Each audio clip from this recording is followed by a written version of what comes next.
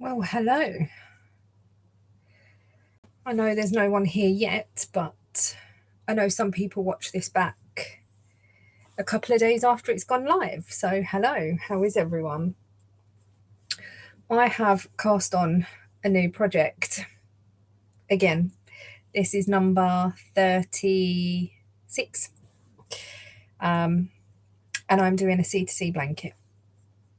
So, just wait for a few people to come on and we can get chatting. I'm not doing it through that StreamYard thing today because I think it just lags too much. So I've just done it through YouTube, see how it goes. I've made a coffee, but I think it's far too hot. Hi, Mia. I'm good, thank you. How are you? Oh, that is really, really hot. I don't know whether to start another colour or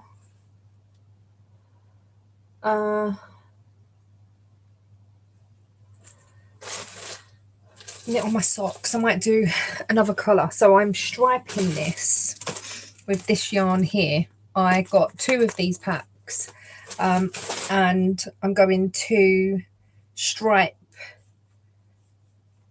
I'm just going to work in the colours. So I've got this much of the red and I'm not going to get across this again with this much. So I'll cut this off and then come back to it if I need it. Hi, Nancy. But we'll see. We'll see if I need that in the future. I'm not saying it's going to be done anytime soon.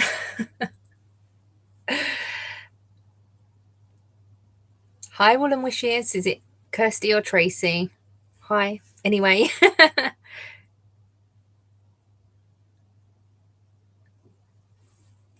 Oh, what baby cardigan are you doing? I want to start the baby vertebrae in DK. Hello, Kirsty. Yeah, I want to do the baby vertebrae. That's the plan for my one of my 40 of 40. Trying to think here. So I've taken that off. This orange is a lovely colour. It's probably just as bright as it's showing up.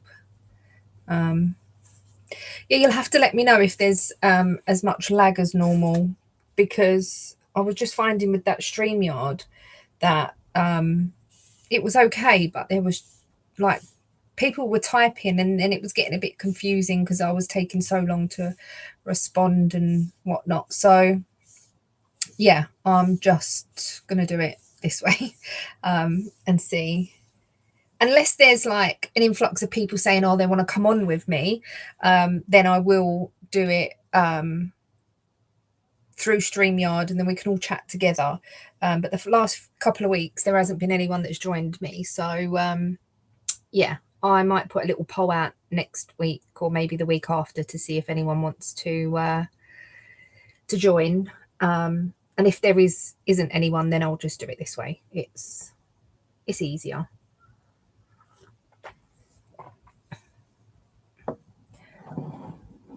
Eliza baby cardigan.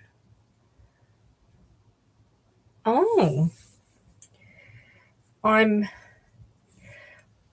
cast it. Well, I've started this today, so that makes me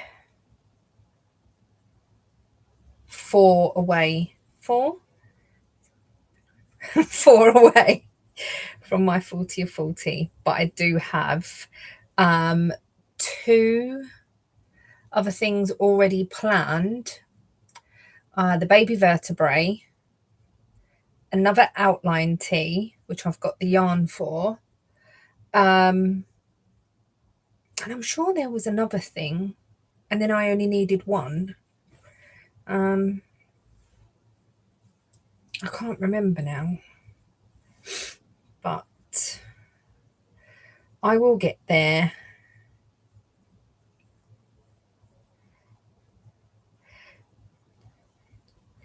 And I'm going to do my 40th one on Wednesday because I haven't got any plans for Wednesday. Ian will be at work. So I'll be at home during the day and I can start. I'm going to start a cross stitch and a 40 of 40 project. I want a birthday start, and that might be. You'll see in the vlog, I got a new cross stitch. It's a printed one and it's of Ian's car. It's huge. It's so big.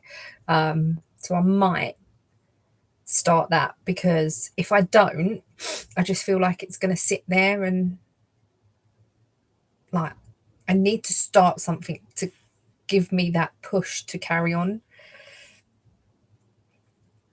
So yeah, I'm looking forward to that.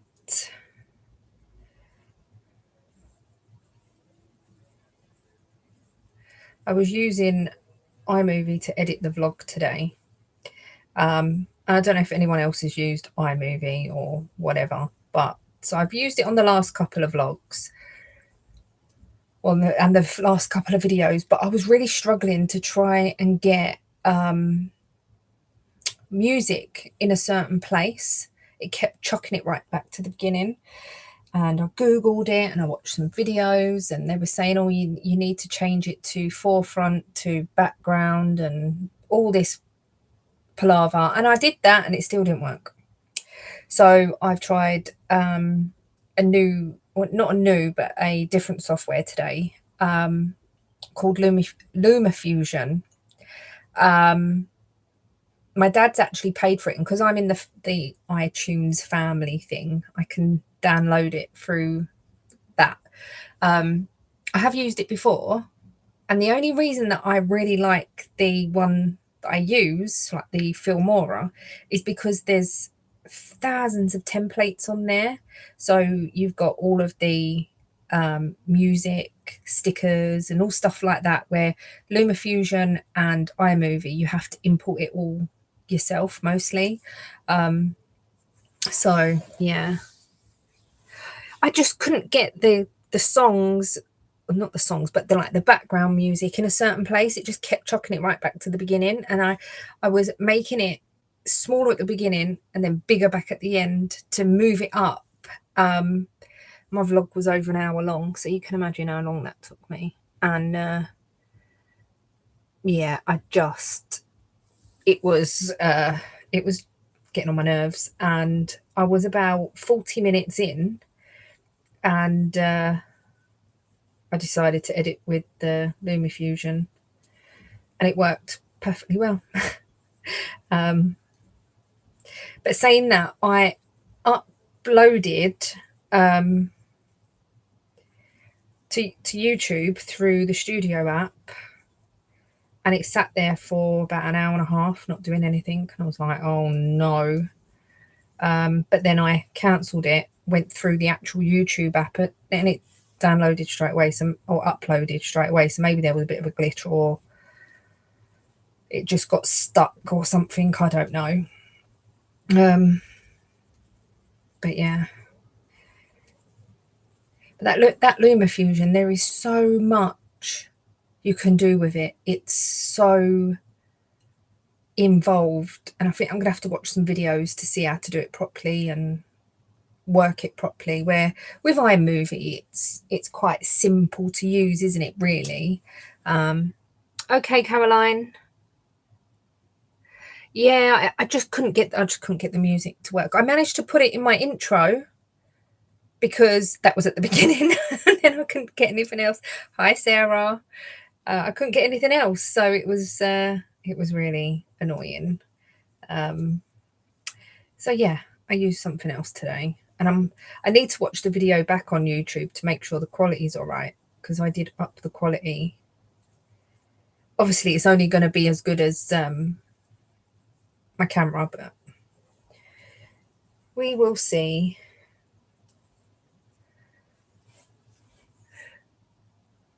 Hi, Katia. Oh, could you try again? No, because I'm not talking to you. Watch. Hi, Katia. Hi, Lan.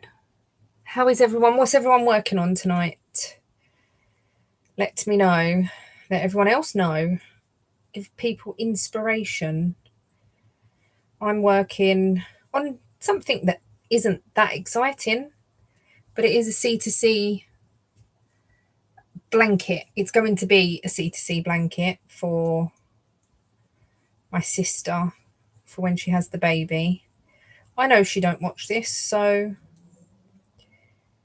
and she don't watch my videos anyway, so I'm pretty safe there.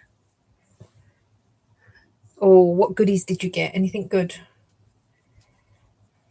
Maybe you shouldn't say because I might get tempted.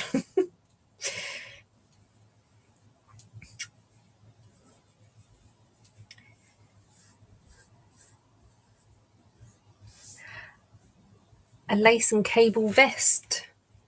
Nice.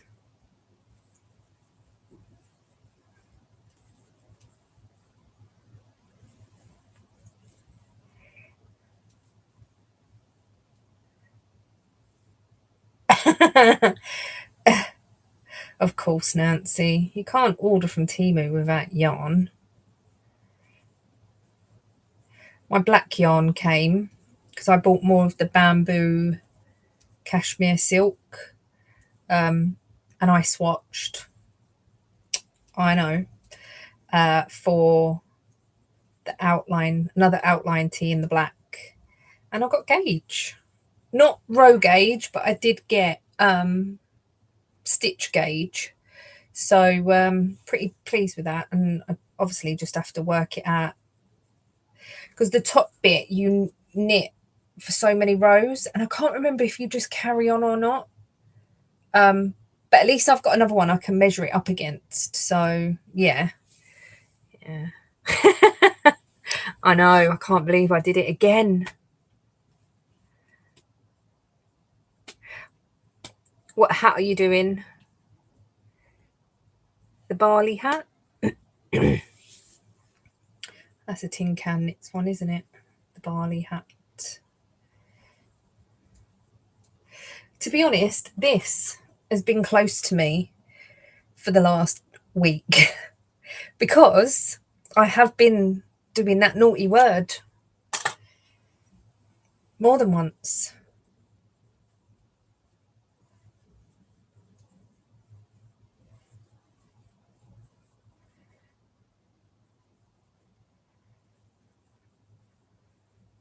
And I know some people keep their swatches.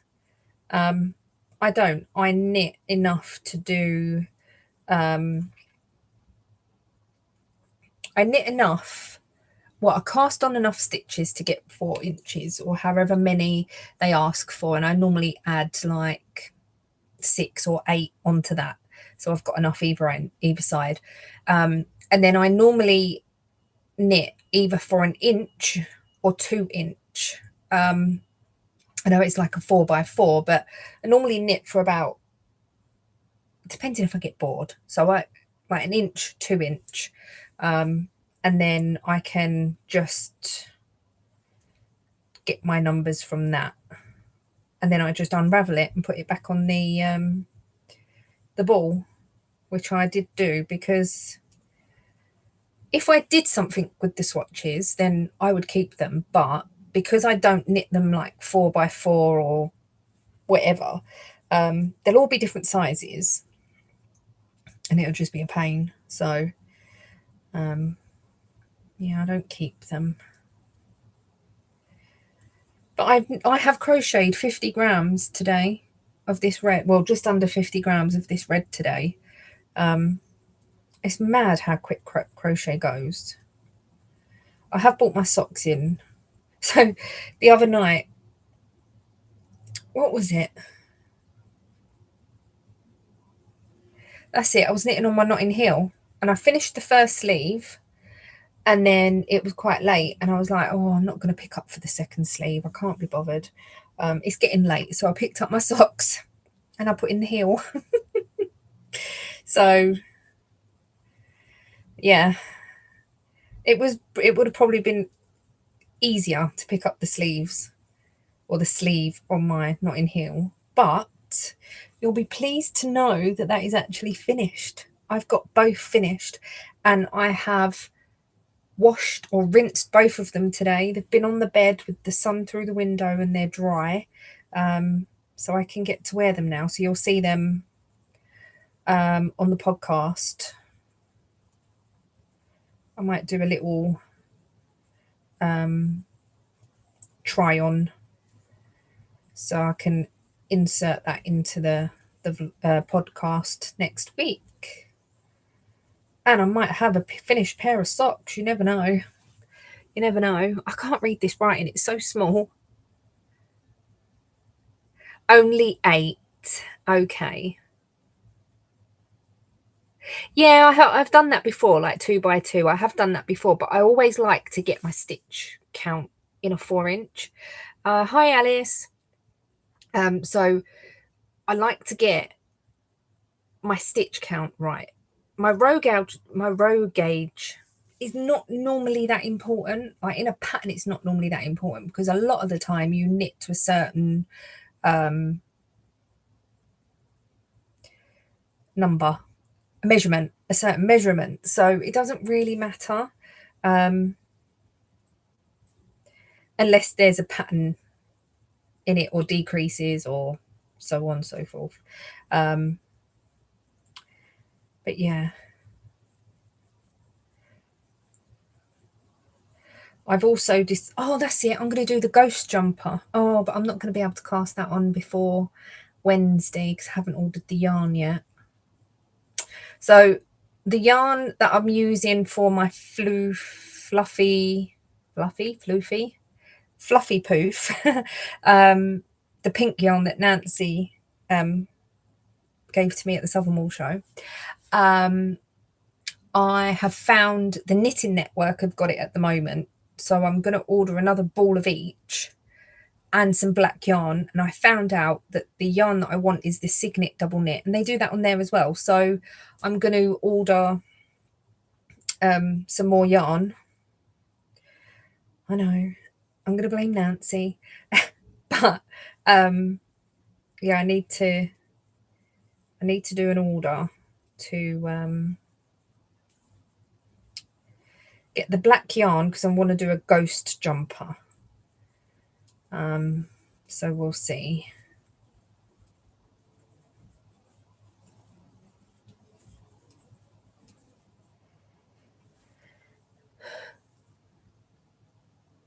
Hi, Sue. I'm glad you made it tonight. I think there's been a few people that have used the mohair. I've got a ball of it that I haven't used, but I know there's quite a few people have got it. Buying, receiving, and using are all different hobbies, though, aren't they? Or buying and using are all different hobbies.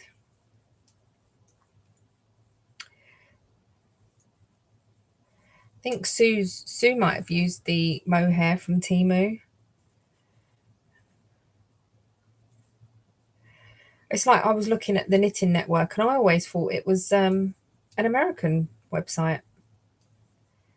Like I never really, when people mentioned it, I never really went on it because I just assumed it was American. But no, it's not. Oh. Sue hasn't found a decent one yet.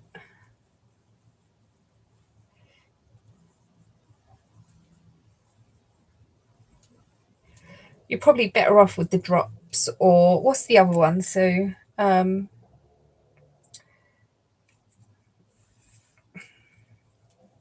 There's one that's fairly cheap, isn't there?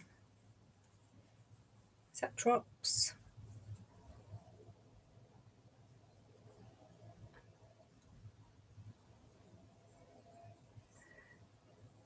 I know what Sue's going to say. She's going to say whip it up on the sewing machine to make it smaller. I know Mandy did that with a jumper once as well. She put it through the sewing machine so it would fit her again. Is it where you've washed it, Alice? Look at these two colours together. They're so nice.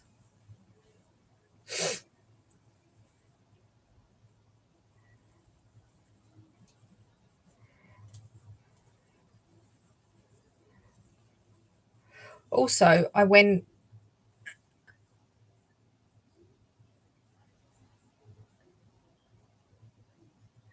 the Yarn Smiths, yeah. I went into Aldi yesterday because they've got their yarn event here. I picked it up.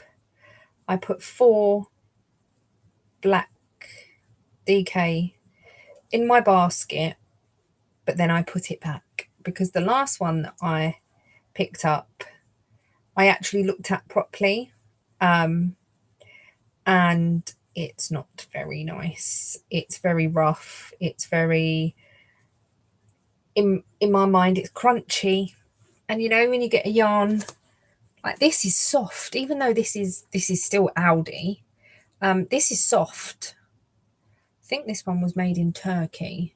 I might not say on this ball. Oh yeah, produced in Turkey, and it's so soft. But the one in Aldi at the minute is crunchy, not very nice.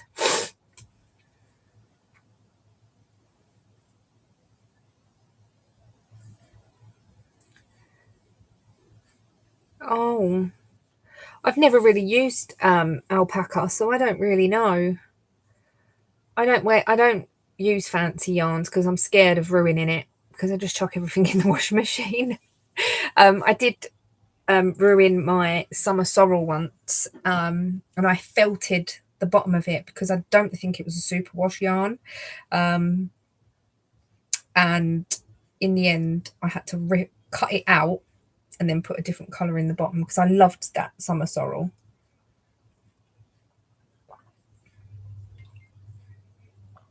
I've got so much of the blanket yarn. What is it called? The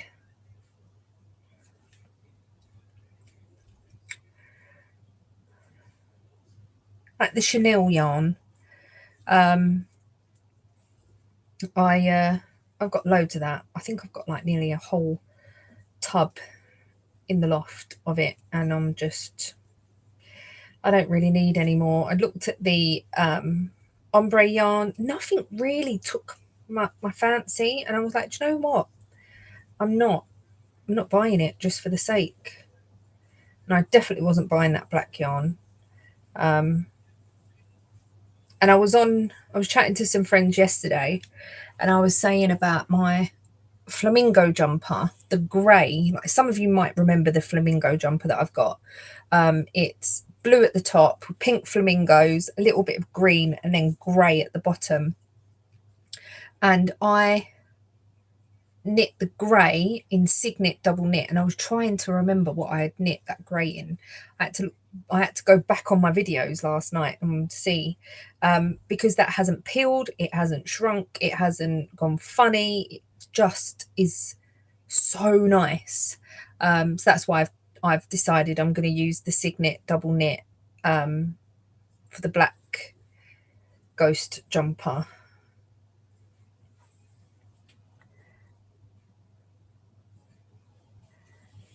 I suppose, yeah, that would stop it from stretching.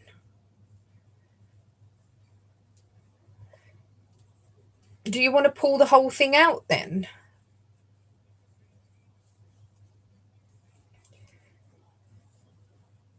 Don't really I think Sue's the most adventurous with yarn that I know. I'm just scared to use anything other than superwash merino acrylic.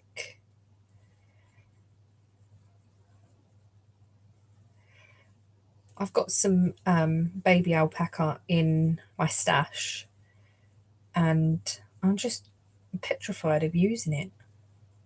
It's beautiful.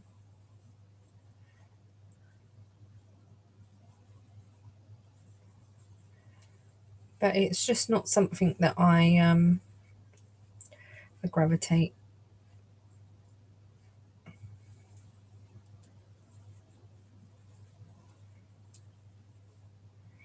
It's a shame if it hasn't worked out and it's just growing.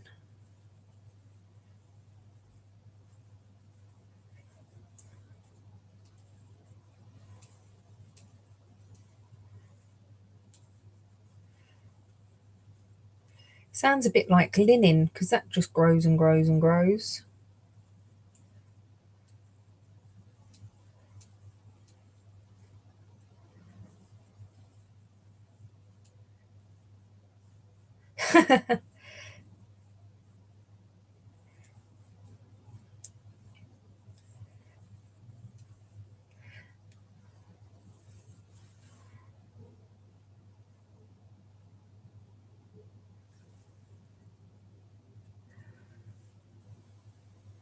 I didn't even know that it stretched, to be perfectly honest.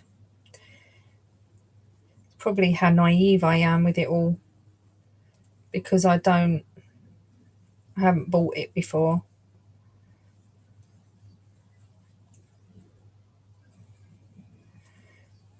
Just doesn't interest me.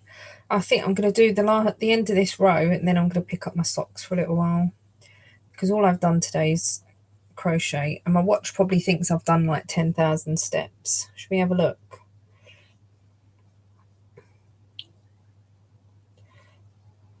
Oh, 10,974 steps my watch has said that I've done today. And I definitely haven't. I've been to the nail shop and back. I did some cross stitch earlier on. And that's it. So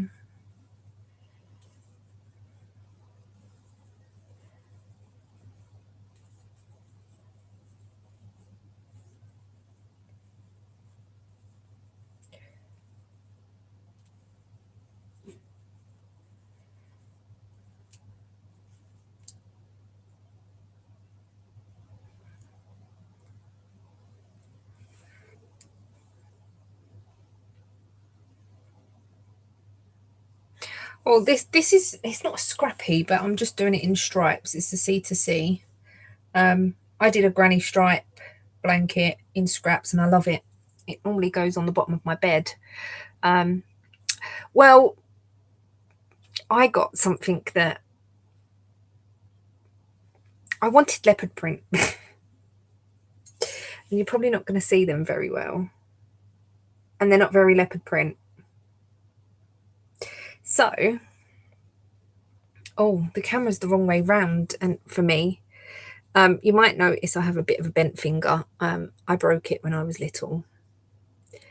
So it's not very leopard print. It looks more like licorice all sorts, but it's like a gold glitter this time. And they're very, very, very short. Because I'm finding it really hard to cross stitch with longer nails. This thumb is longer than the other thumb, but the fingers are okay. It's the thumbs that are really, really, really short. But yeah, I think they'll be all right.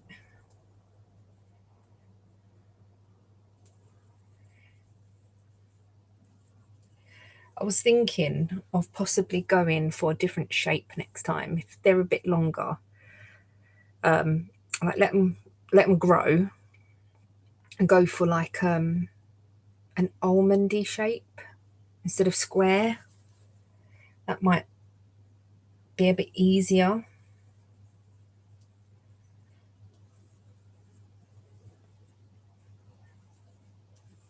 I don't know. I've never had round nails, like oval, almondy nails. I've never, ever, ever had that. I've always had square. And I know it sounds weird. It's like a bit like my hair. I hate the first few days of having them done. I just hate, like, they're not, I don't know, it's really, it's like when I have my hair bleached, I hate the first few days because I like to have a bit of a root. Like you can see a bit of a root at the minute.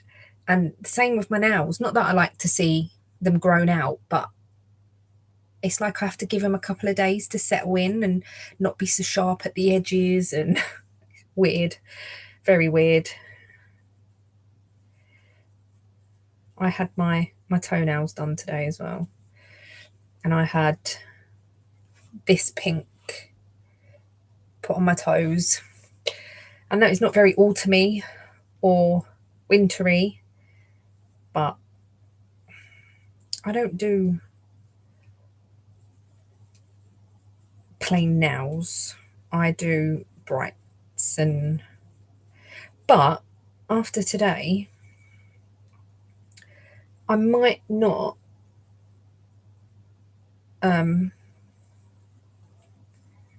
have black again.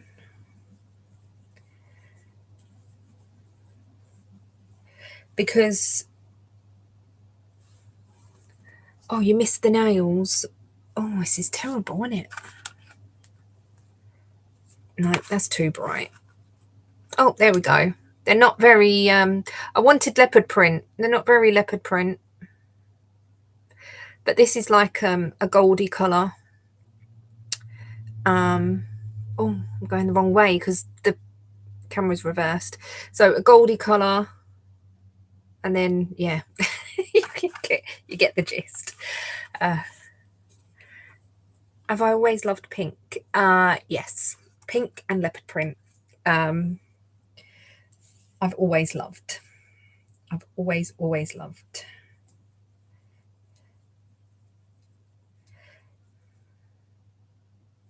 I've started another row. Oh, never mind. I'll get to the end of this row and probably forget and do another row. I love crochet because it's so meditative. Like it just. Thank you, Mandy. It just repetitive.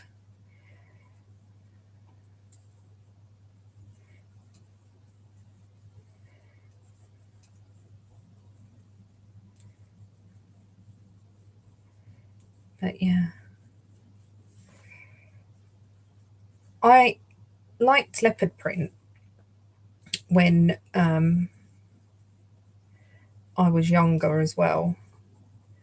But I never really embraced it because I always thought like leopard print was for a more mature person, like to wear anyway. And I still don't feel mature. But yeah, I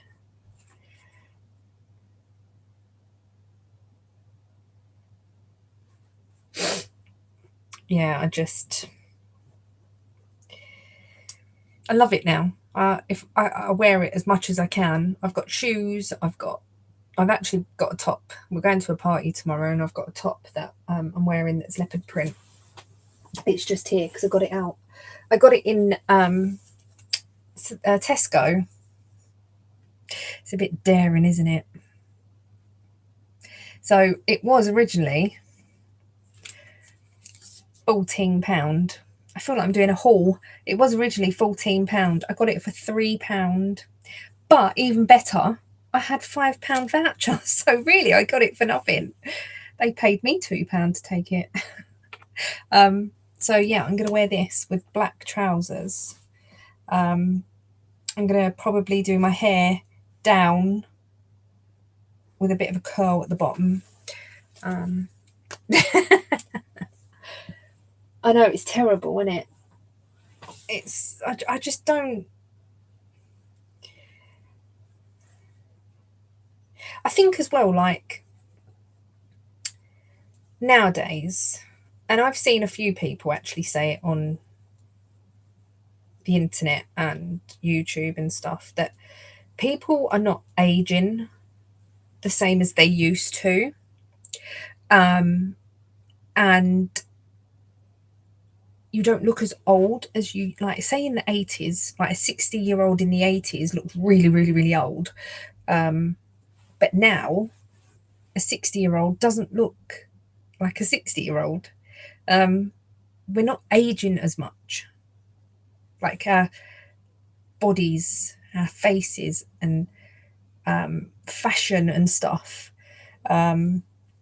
So to me, leopard print was for the older lady. So when I was like in my 20s, I was like, no, I can't wear leopard print. And now I don't care. And I think there is a lot more of that out there now, that people just wear what they want and they don't care and they don't worry about what other people think. And that's good. That's good. No, no, I'm not mature.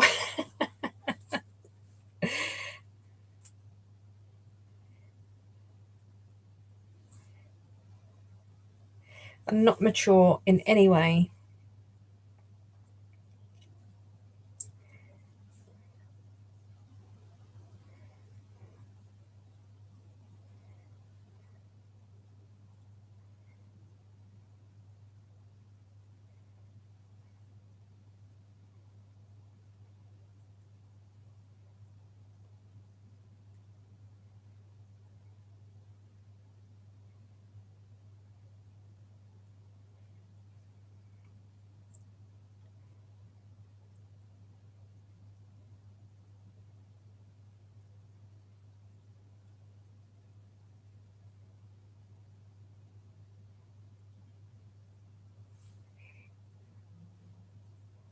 Sorry, I was just looking at my phone.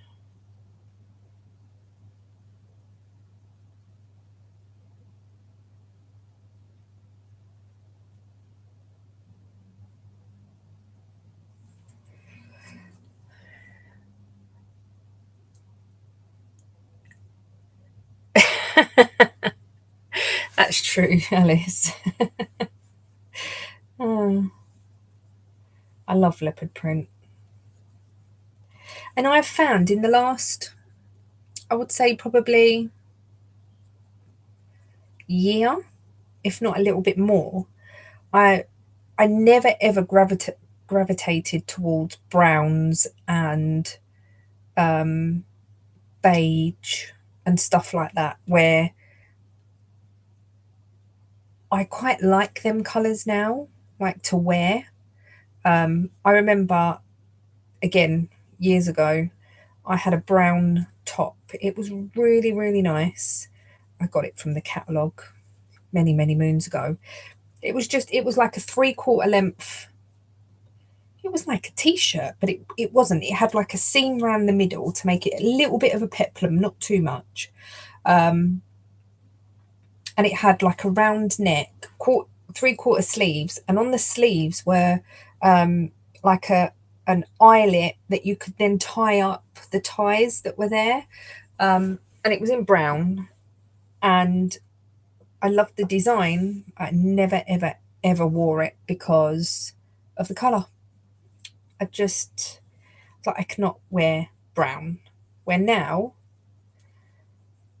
I'll quite happily wear brown, and I did at the Southern Wall show. I wore brown trousers and my like yellowy orangey summer sorrel.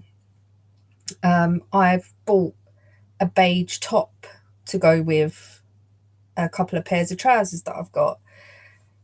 So yeah, I still like pink, and I do wear pink a lot. But I'm finding that I am gravitating towards different colours as well now.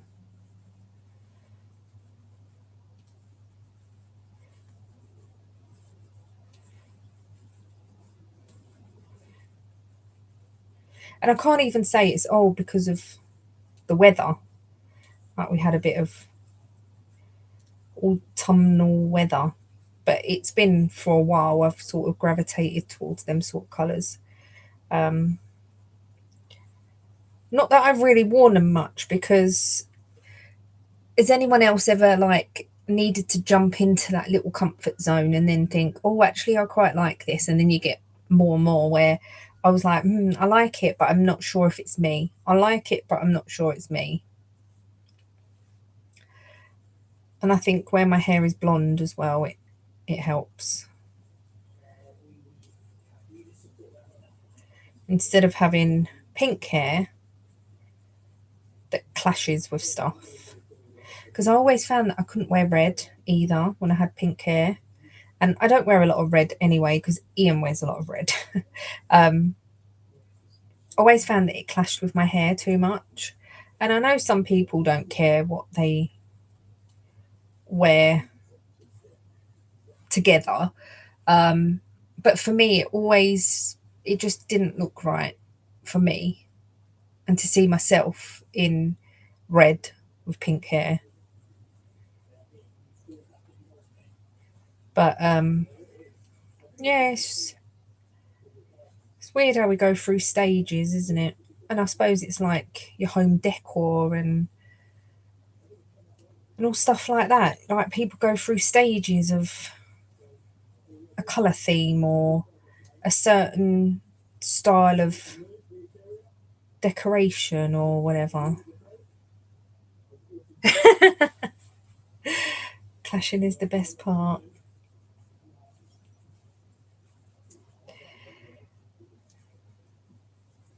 The problem with me, and I've done this for many years, and it was worse when I was working. And I only used to work with like half a dozen people, but I used to look in the mirror for too long and question what I was wearing. And I'd be like, oh, this top don't really go with that skirt, or this top don't go with the style of skirt, or like, I don't know, I overthought everything. And there'd be times where I'd get dressed, just about to go out the door. No, let me just check in the mirror and then I'll get changed. Because I'm like, no, this don't go. But if I had stayed in what I was wearing, I would have been totally fine. Yeah, I just used to overthink everything. So it was terrible, really.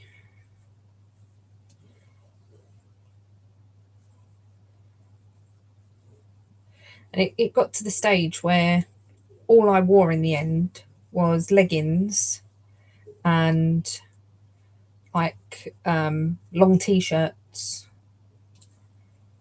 And I actually got in Asda, they were doing dresses. They were like knitted dresses. They were really nice. I had a blue one, a green one, might have had a red one.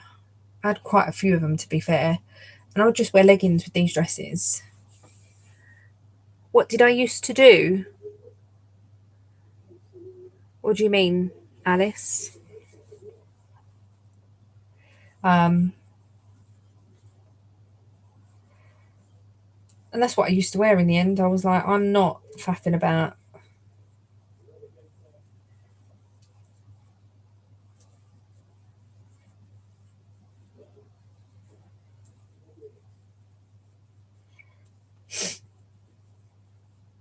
And sometimes I think, oh, I can't wear that with that. And I even do it now, and I'm like, oh, work wise, I worked or I worked at a company that sold food to restaurants in London. So we done dried food, fresh, frozen.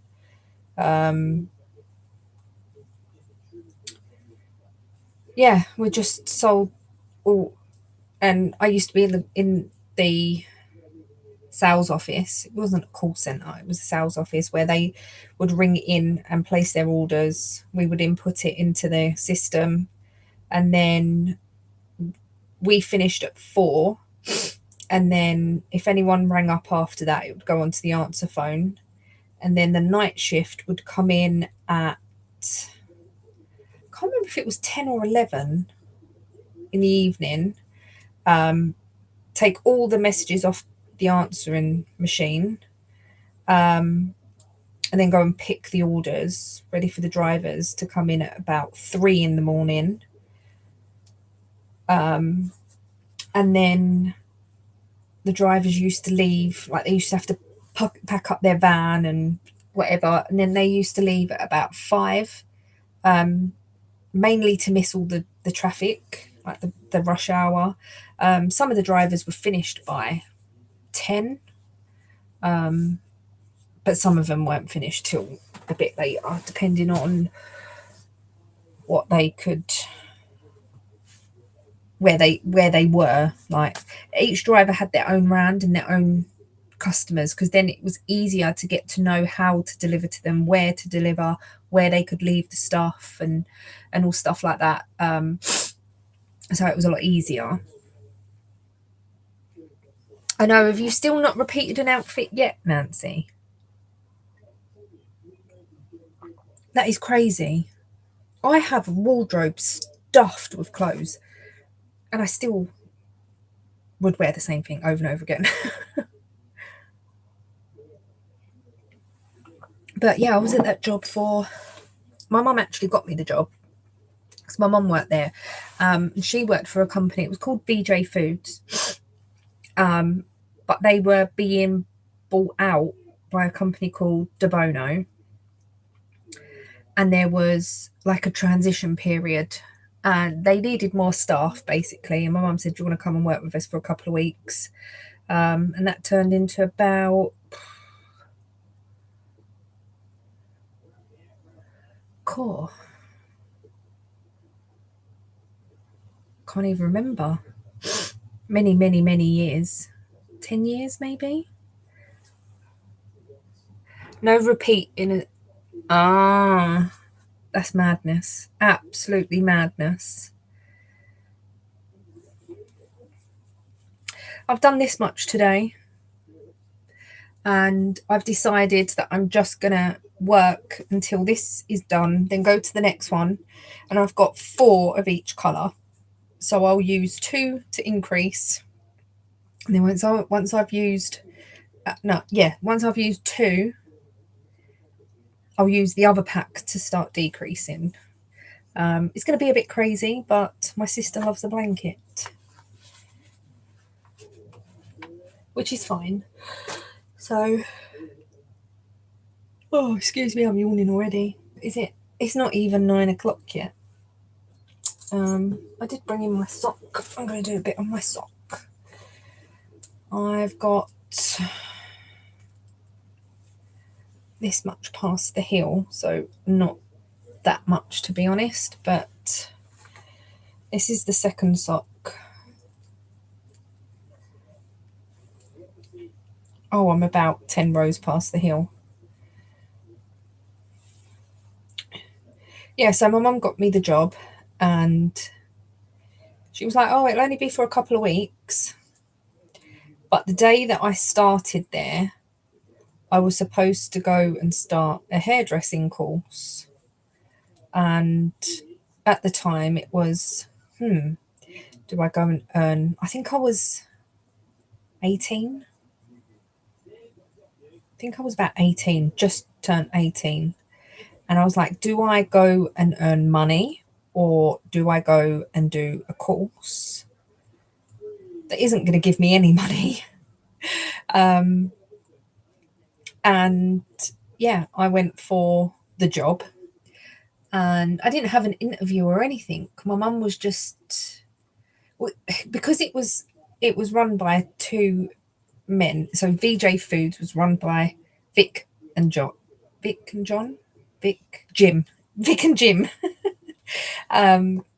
And my mum said, and get my daughter in to help. she'll be good on the phones and this, and yeah, it just started like that. And then once the new company took over properly, we was all given new contracts anyway. I was given a contract, and yeah,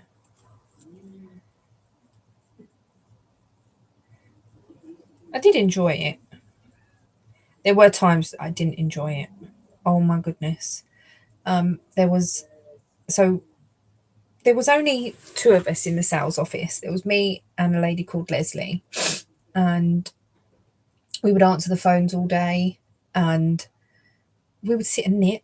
Like after about 3 o'clock, it got really, really quiet.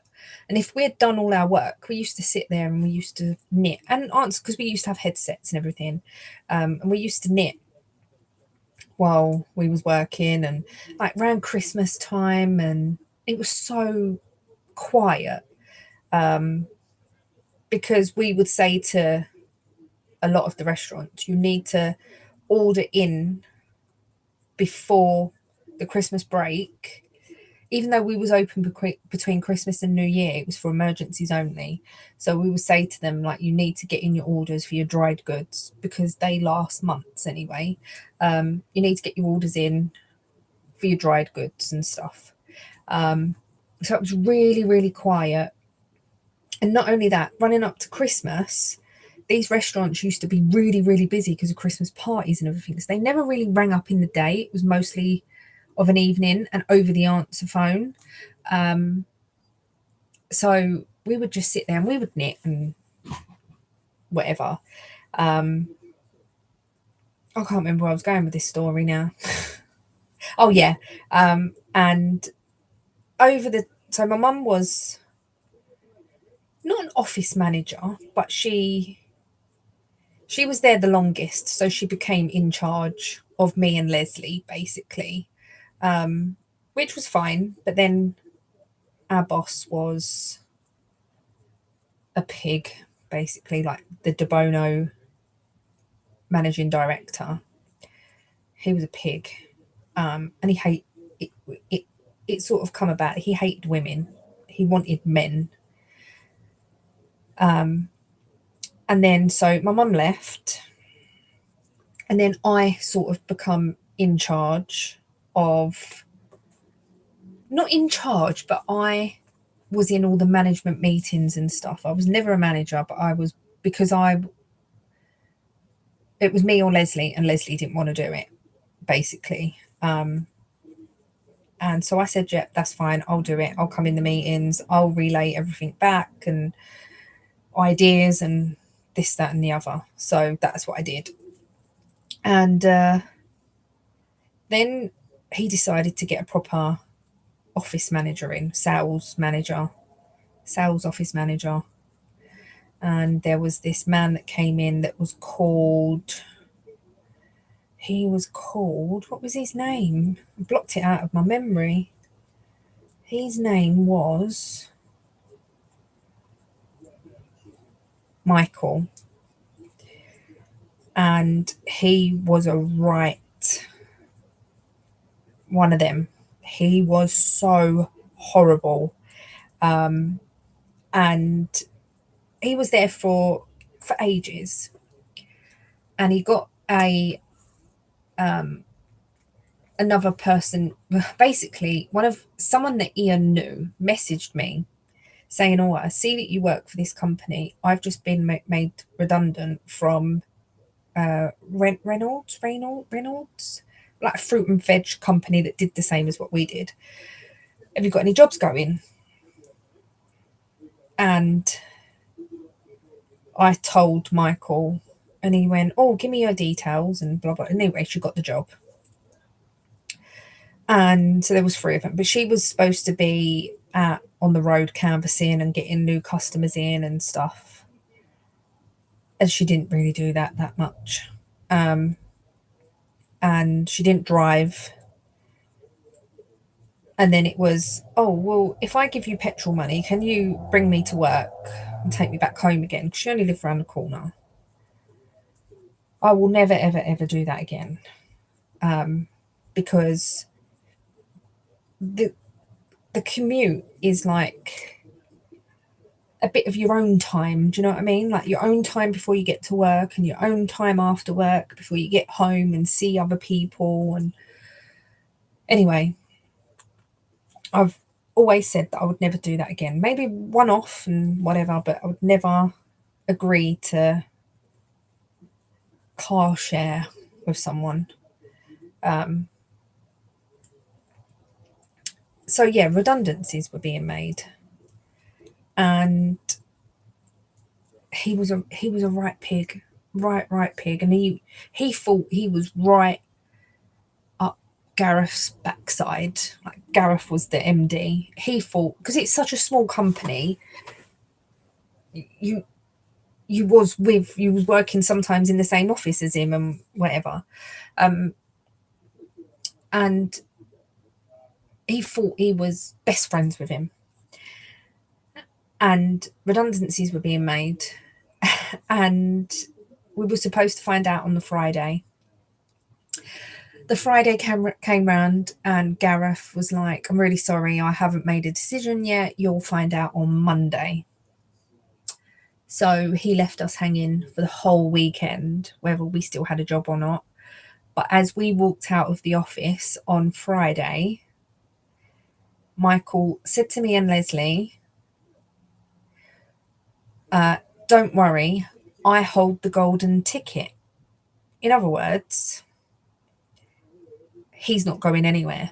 He was fine. He had his feet firmly on the ground and he weren't moving. Anyway, the weekend passed. Monday morning, Leslie was always there before me. She lived closer. She was always there, only like 5 minutes. She was there before me. And she was bawling her eyes out. And she walked round to the kitchen because you had to walk out into the warehouse to get to the kitchen.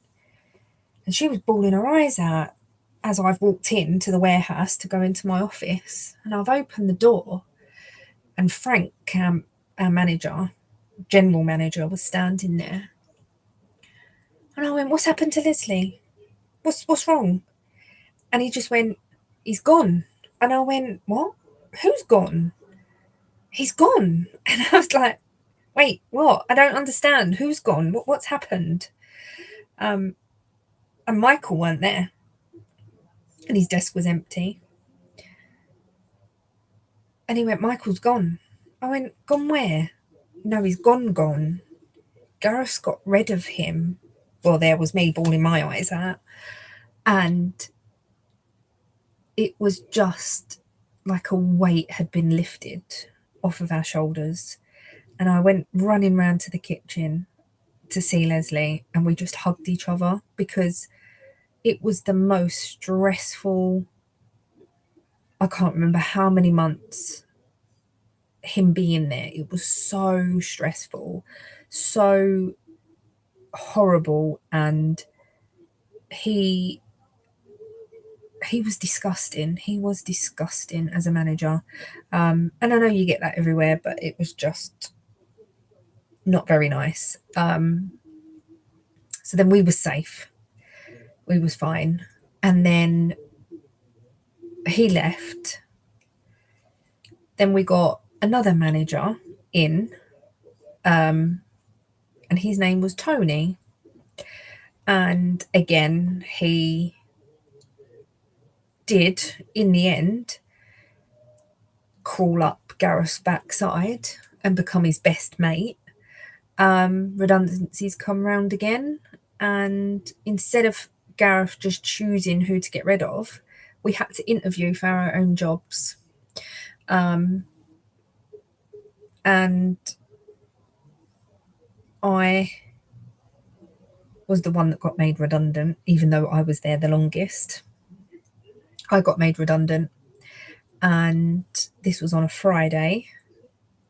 And he said, you can go home, but I need you back in on Monday. Okay.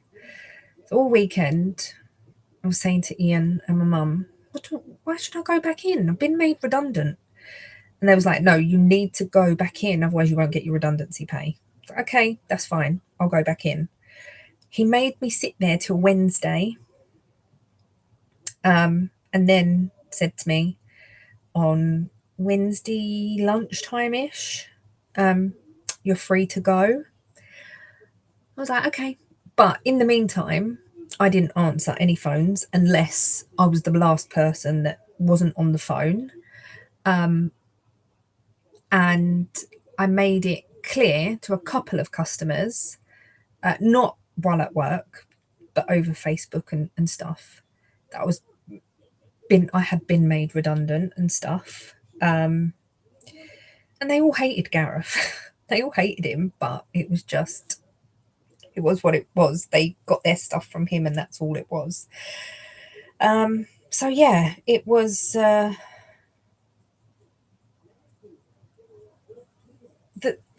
last manager, Tony, we had. He was quite nice. Like, he tried to help you out, where with Michael he didn't want to help you out. He wanted to make your life misery. And I hated the job then. I hated it with passion. And then when he left, I went back and joined it again. Then Tony came, and it was funny because he would come in the room and like he'd want like the whole room to light up. And we used to call him ba-boom, ba-boom, because we used to say, oh, his head is going ba-boom, ba-boom, ba-boom. Because we used to say that his head's going to get so big it won't come through the door, which was quite funny. But yeah, so yeah, I got made redundant, and I think I was out of a job for a couple of months. And then the funny thing is, I got a job at another place, and the person that interviewed me and got me the job, I didn't know at the time, was my landlady's partner. And I worked with this man for just under 3 months, or 3 months, can't remember now. I think I had a 6-month probation, but they let me go before that. They were making cuts, and he had gone before me. They let him go before his probation. He was only new there, and they got rid of him. Then we got a new manager in because he was the manager. So yeah, and then it was one day the landlady came round. I can't remember what it was for now, and I was like, oh, I've been made redundant, or I've been let go of my job again, and blah blah blah. And she goes, oh, so is my partner, whatever. I was like, oh, it's terrible. I said, oh, I used to work in Enfield. And she went, he used to work in Enfield. And we had this whole conversation. And it turned out that Jeremy, my manager, is her partner. And she's still my landlady now. And he's still her partner. But we don't really discuss that at all. Yeah. It's weird. It's a very small world.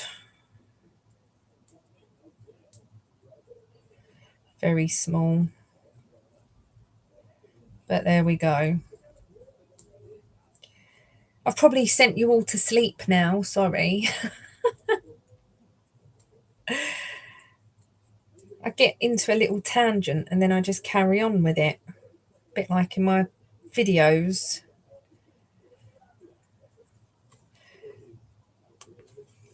Let's hope I can knit a bit more on this sock tonight.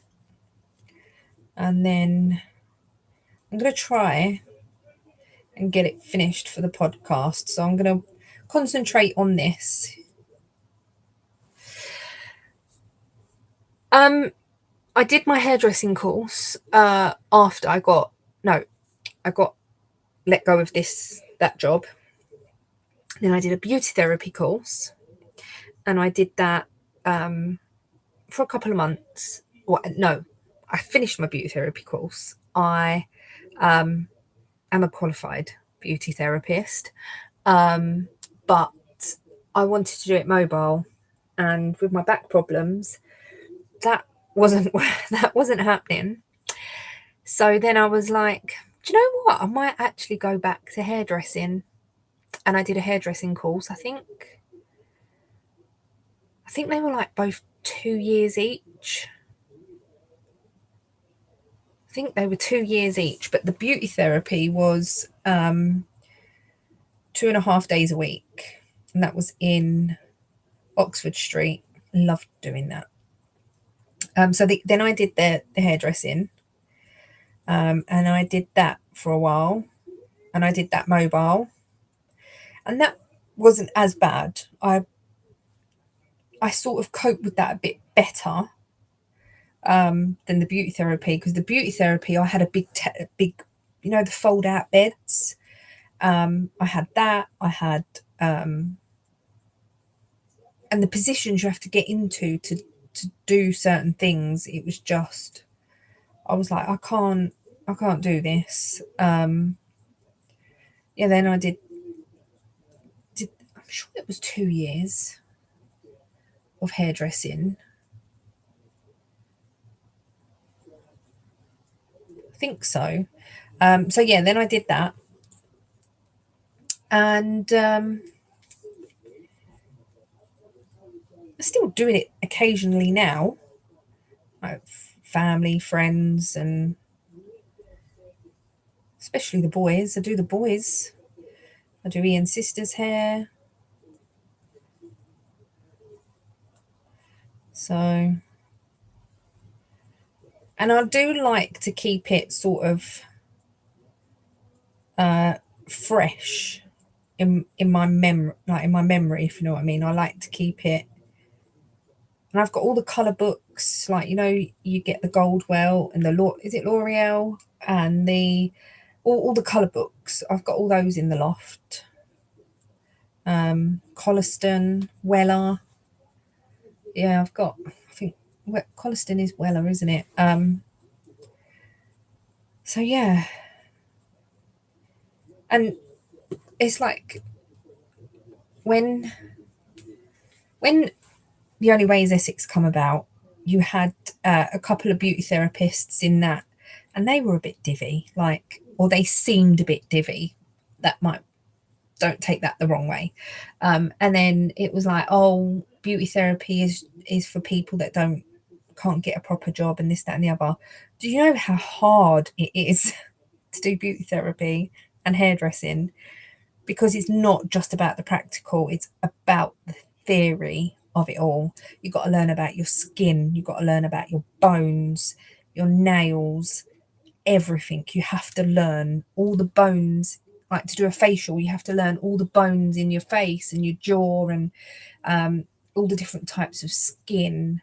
And especially like when you're waxing, you have to learn about all the different skin conditions, and it's crazy. It is so crazy the amount that you have to learn. Yeah, so you go to people's houses, and instead of like being in a shop or a salon or whatever. But over here we just call it like a mobile hairdresser.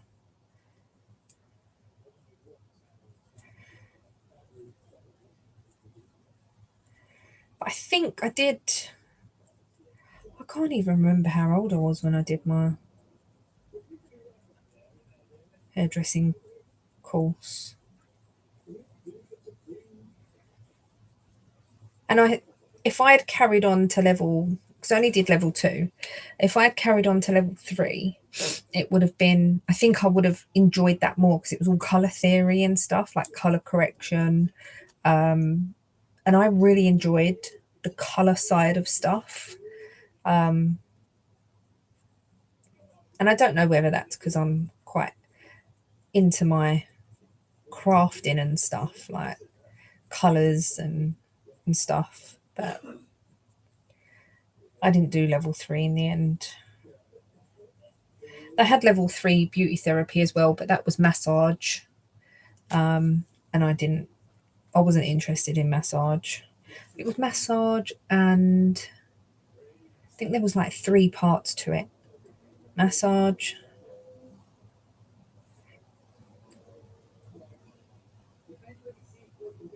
I can't remember. Hi, Connie. Do you not? I thought that would be something that you have.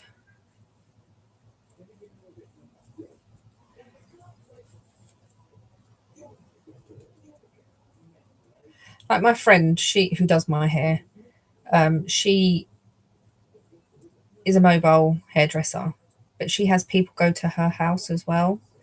So she does both. I um I just went to people. I didn't have anyone here.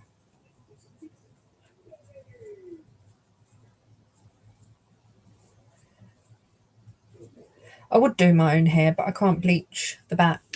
It's too difficult. Far too difficult.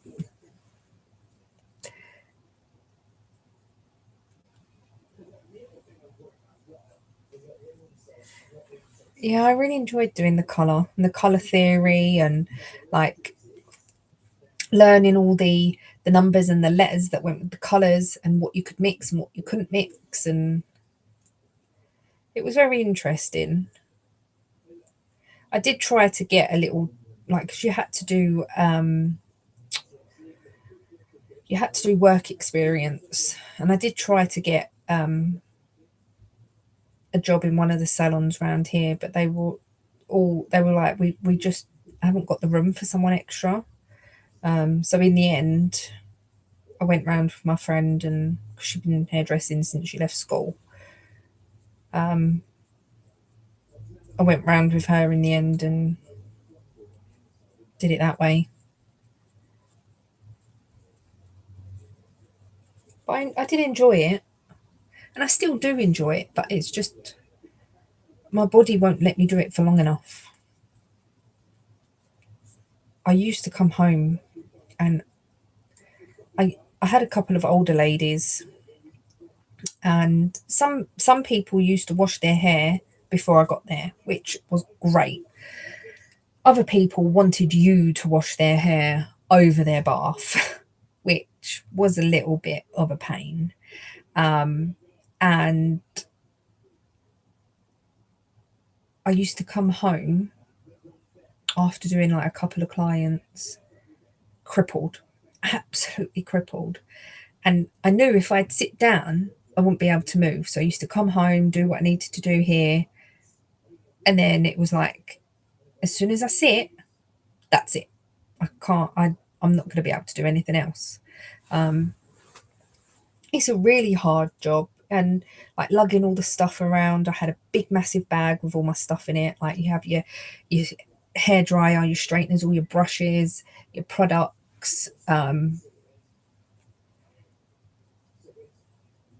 I even used to have in the car a fold up chair because some people didn't even have a chair. So I used to have a fold up chair in the car, just in case as well.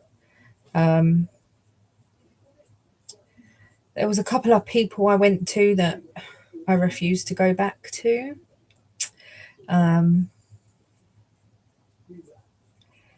Yeah, I'm not going to get into that here, but that happened. And not because of their hair. I'm just putting that, not because of their hair. Um, but yeah, it had its ups and downs. And then I just slowly had to stop because it was hard work. I also trained after I got made redundant from the first job I was talking about. I actually went and did an acrylic nail course as well. So I can actually do acrylic nails, but then I go and get them done myself, and I go and get them done on myself. But if you've seen my channel for a while, you know that I used to do them myself. But now I go and get them done.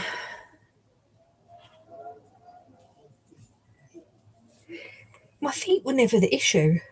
I never had an issue with my feet. It was always my back. It was always my lower back.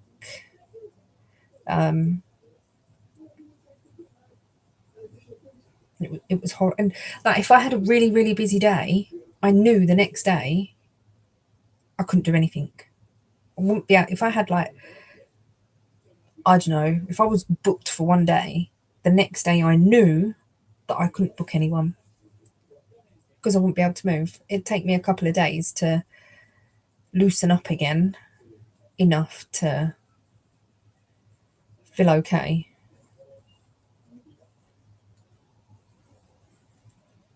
But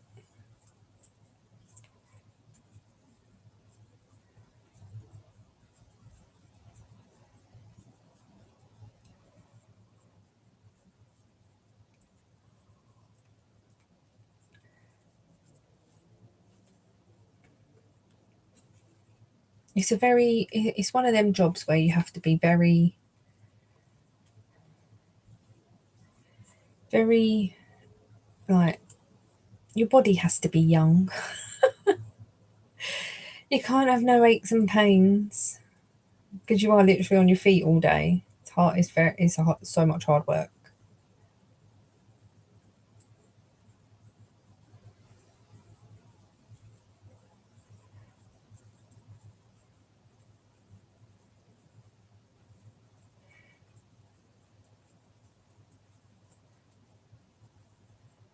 There was even times in college that I suffered because we would have clients come in, and there was a couple of days that we were fully booked, and every student had a client, and some students had like three clients because you'd have one in the morning and one in the afternoon.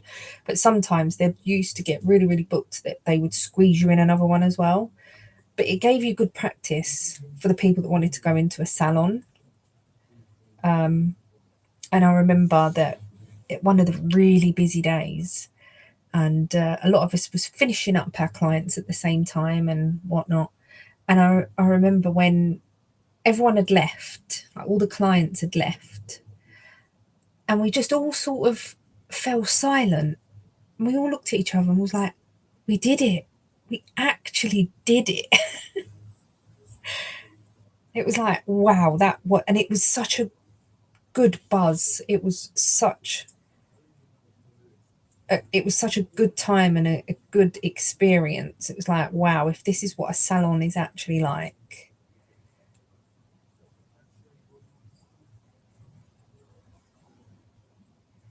But obviously, that was long before COVID and stuff. And my friend now, she says that she's quiet because people with long hair, they just chop it themselves if they don't really care. They just get the ends and give it a little chop. It's crazy.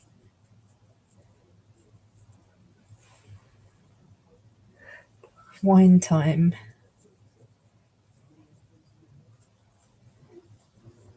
I don't know if anyone's seen the thing on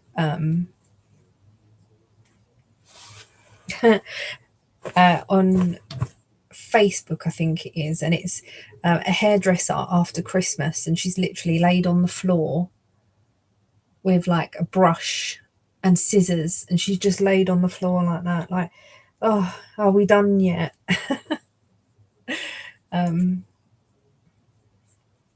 Yeah. Mandy, could have said I would have happily bought my scissors to the Southern Wall show.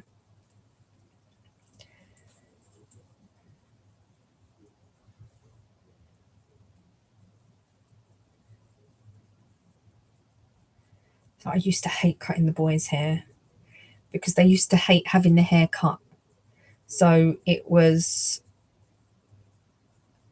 a faff and a pain because they used to go like this, and then you couldn't get, like, they used to go like this, and so you couldn't get to the back of their hair or their ears, where they're a lot better now. And sometimes Mike even says, Lacey, can you cut my hair? Yes, okay. But they still wriggle and moan, is it done yet? Is it done yet? 2 more minutes. Is it 2 more minutes up? You're like, oh.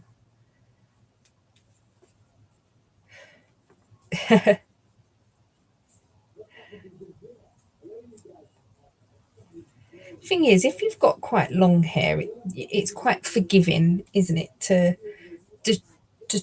cut a straight line. I've got Ian to do it before, I think we was in COVID, and I said to him, "Can you just cut?"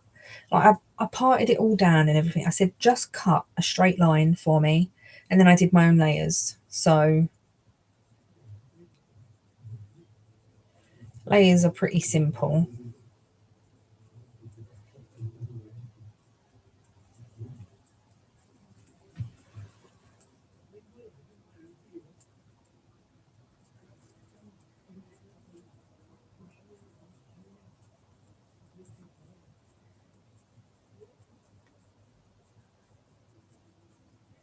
With layers, you everyone does it different because of the way they're taught and the way that like they when you're taught to pull all your hair up dead straight from your head, and you always get a guideline from the crown of your head. So you pull a little bit out, you get a guideline, and then you get a bit at the back because that's always going to be shorter. Get a bit at the back and you hold that up, and then you can see how like what the difference in the shorter bit to the longer bit's going to be. And normally you want sort of, if you want long layers, you want sort of this much. If you want short layers, you have more, obviously. But you always pull that bit straight up. And then once you've got it up and it's long enough, hold it tight between your fingers and you can bring it forward and then cut it. Or if you're in the mirror, you can cut it and make sure you don't chop your fingers or whatever. But you do that with all of your hair and you just bring it up all up to the same length. So the best way to do it is to section like this bit here. So section here, and then you have these front bits, and then you have two bits at the back. And then you just bring each section up. And then because you've already cut that guideline, you always go by that guideline. And that's how you're taught. But then afterwards you get taught how to do it quicker ways, and like you pull the hair backwards and you cut it on an angle, and you just like, yeah, but that's all too complicated for doing it yourself.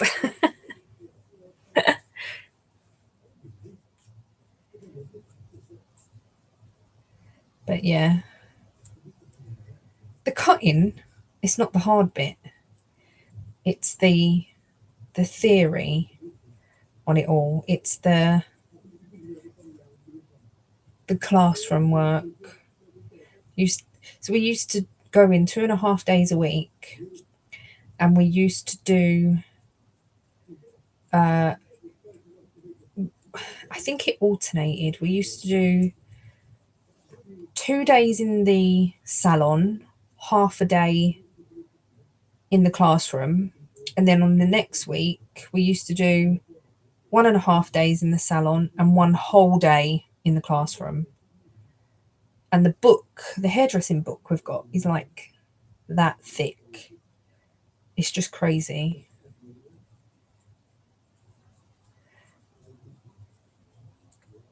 The only thing that I wish that I'd done afterwards is the barbering.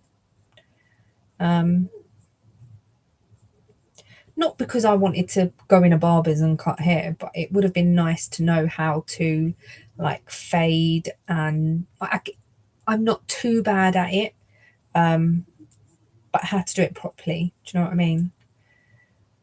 So,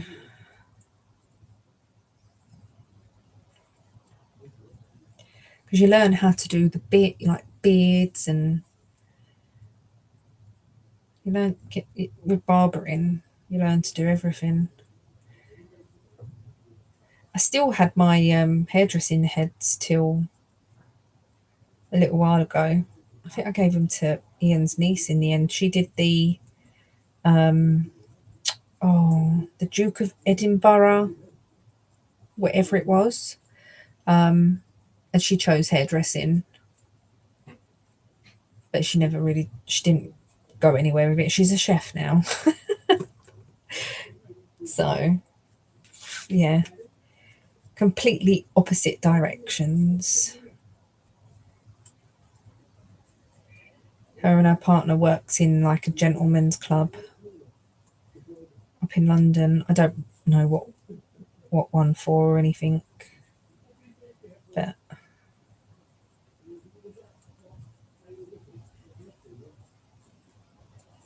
she makes some lovely food.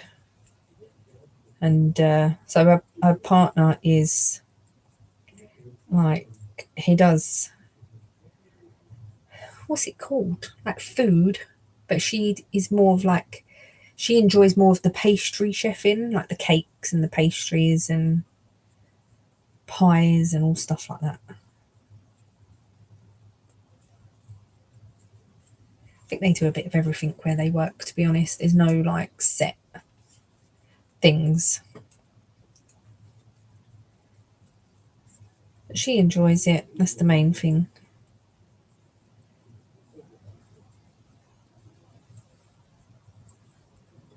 It's mad to think she's going to be. She will be 26 next year. Oh, fucking hell. 26. She was 1 when me and Ian met. She was 1. Just turned 1. And Harry was a week old when we met. That's crazy.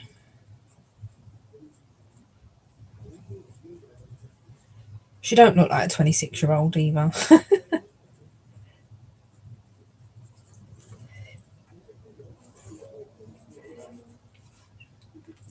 What are you working on tonight, Mandy? Are you cross-stitching or knitting? Sarah, what are you working on now? You're not in Hill is done.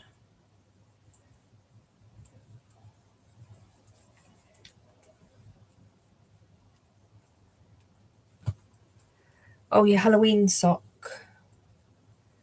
I want to try and get this one finished before Monday.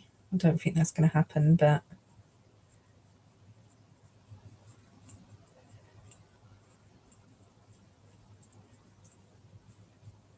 I've got all them other socks that I've cast on. We're all on socks. We're all doing socks. Nice, simple knitting. I feel like I'm getting a cold.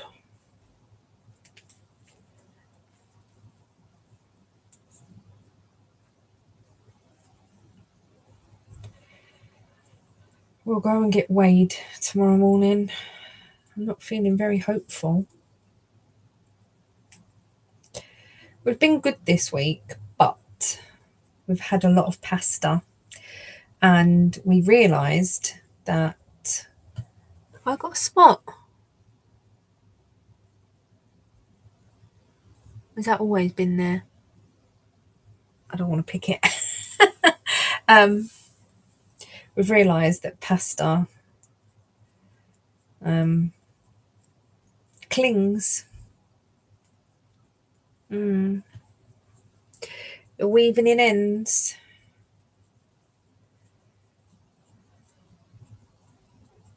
I weaved in the ends of my Notting Hill last night. There were so many because in the colourwork section, the yarn that I'd used, it had it had breaks in it quite a lot, and I forgot. Oof. But yeah, I rinsed them today, and I laid them out on the bed. But Ian came home from work and had to lay down, so they're in the front room at the minute. They were almost dry because it's been so hot today. The good thing with here is that I can put them on the bed, and then as the sun comes round, it sort of goes. The sun goes across them, so they dried pretty quickly. That the Whitmore and my Notting Hill I did today. Can't remember if I showed the Whitmore in my last podcast. I think I did, but it wasn't blocked. And I also put it in the washing machine, my Notting Hill, in the washing machine with the stitch marker on because I forgot to take it off. So I've left the stitch marker on to show where I was last week. I can't believe how quickly I've got that finished.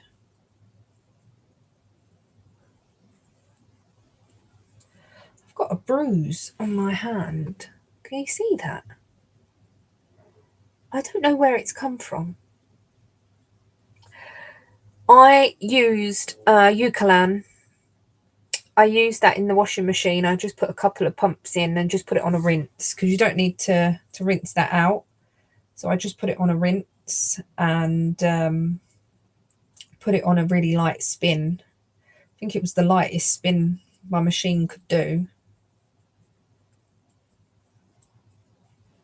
I don't know where that bruise has come from.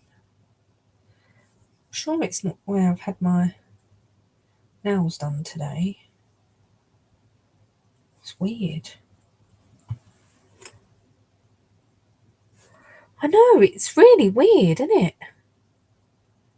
Like, right on my knuckle. This light is terrible. Right on my knuckle. You can, yeah, look. It looks like a big, like, dimple in my hand. Weird.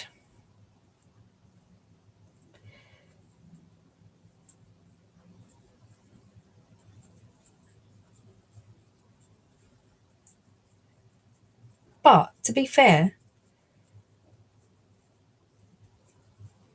the other day, I was getting changed, and I've seen a bruise on my belly, and it's green.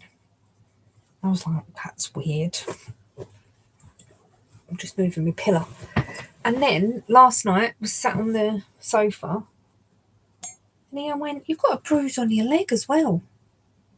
It's like, oh, I'm bruising. Like even the ones on my leg is green, like bright green. Oh, I've not. I know people have used like shower gel and stuff before, or conditioner. I've never done it myself. I bought 2 big bottles of the Eucalan. It's lasted me years because you need such a small amount.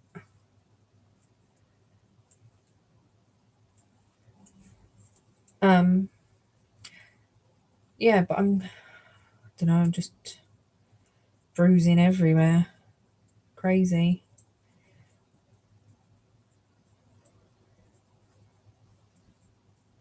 I'm finding that on my legs, I bruise pretty easily, and it's mainly the bed where I'm trying to not climb because there's a gap there to walk, but I always walk into the bloody bed.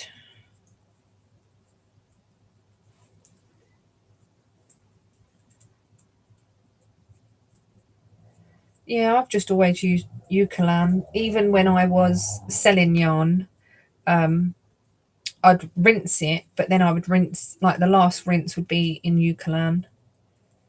That is what it's called, isn't it? Yeah. I've got the grapefruit scent and the is it eucalyptus scent. I think I got them from Blue Fern Yarns. She was doing them with like the big bottles with the pump. So I got the pump as well.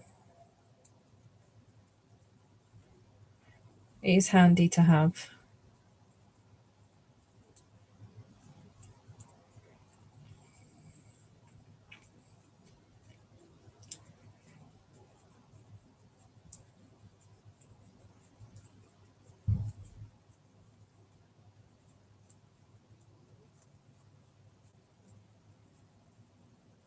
I don't know if the Eucalan they do any other scent.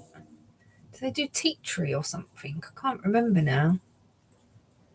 I would like to get a different scent.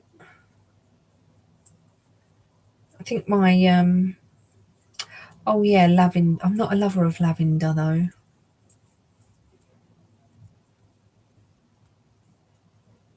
I think that's why I got the grapefruit because she either had grapefruit or lavender. Jasmine, yes. I have to have a look.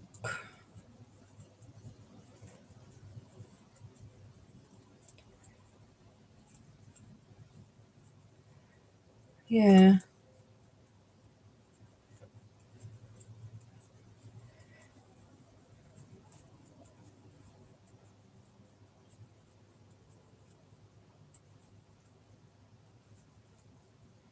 Yeah, I think when I got the first one, I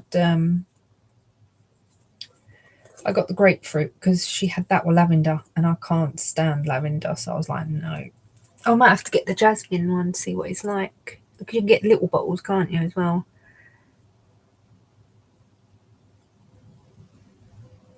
I think they do that in the supermarkets, don't they, Mia? Or is it just the normal one? Because that's like that three. That's free of like all nasties, isn't it?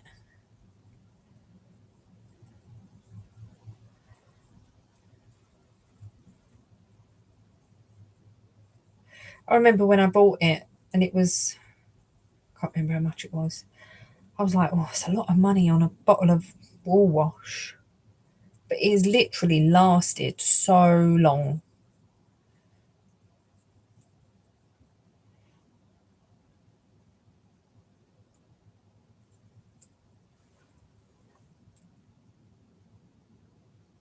Oh,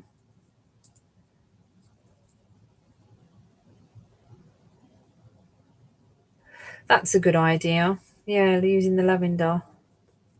I have got lavender bags in some of my like Notion pouches and stuff.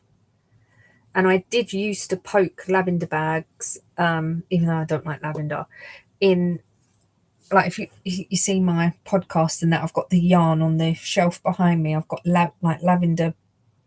You know, like when you get sometimes you get buy yarn at a show and it comes with the little bags attached. I think what's her face? Rosie's Moments does it, and there was someone else that did it at one stage, and I used to poke them in.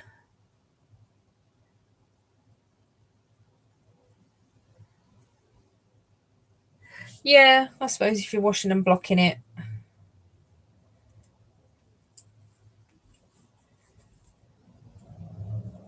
I always find that your clothes get your scent anyway. Like everyone has a personal scent, don't they?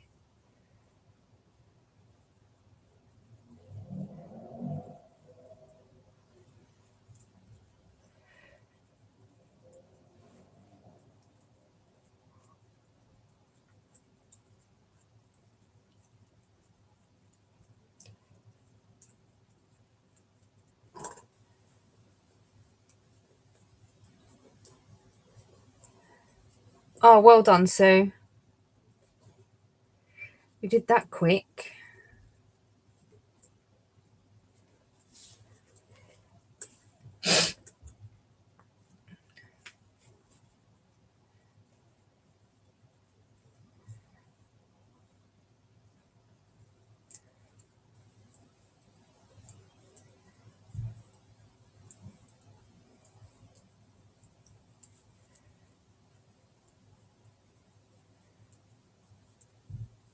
I did a bit more on my cross stitch this morning of the everything is better with a little magic. And I was like, oh, I'll put the rest of the black of the letters in. I got it out. I was like, oh, I've done that already. So I put the started putting the pumpkin at the bottom. I was I was thinking of going to that. Um but I've just been to the Southern Wall show, so I can't. It's I can't believe how much the tickets are. I thought it was quite expensive for the tickets. Um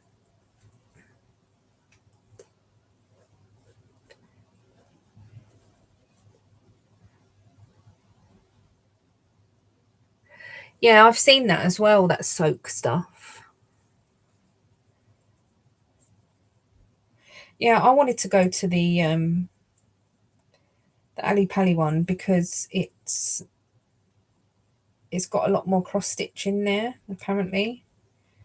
Like, I'm not into the sewing or anything like that, doesn't interest me, but like the cross stitch and the threads and the knitting, obviously. But when I looked at the tickets, I was just like, that is a lot of money. And for how many people are going to be there, it's always so busy. And it's a 4-day event. It's Thursday, Friday, Saturday, Sunday.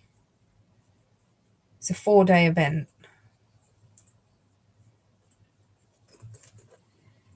I wouldn't know what day to go on if I did go. Probably a weekday would be better.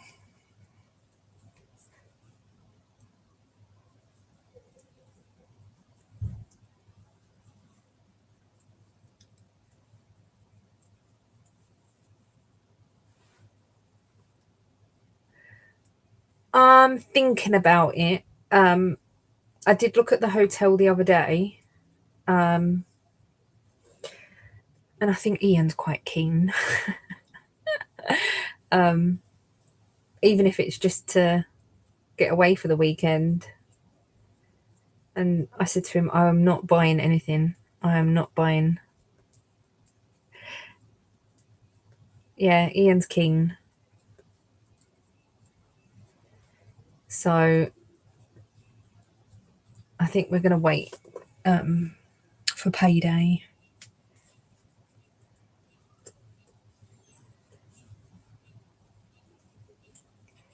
Which can't come quick enough, to be honest, after what happened at the Southern Wall show. Crazy.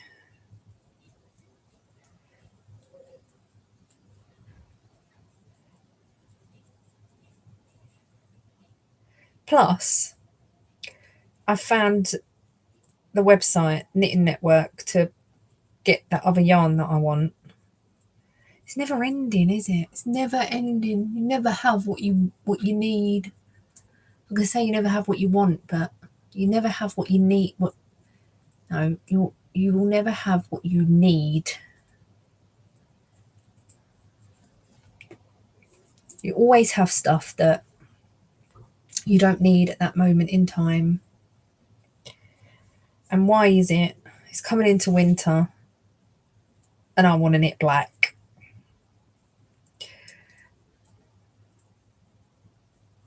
Thank you for joining, Alice.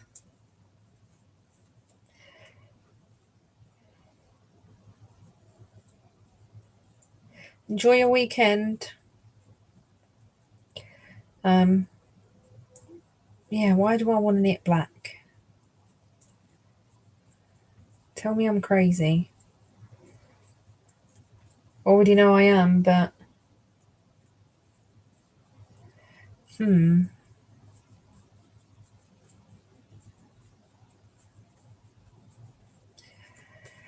I don't know.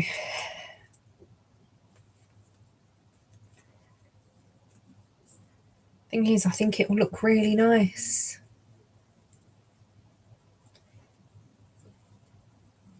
The outline tee will look nice in black. And it will go with most of the new trousers that I've bought. Because black goes with everything.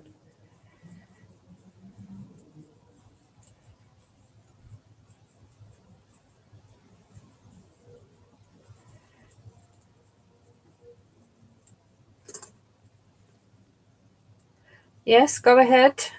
We will see if we can help between us all.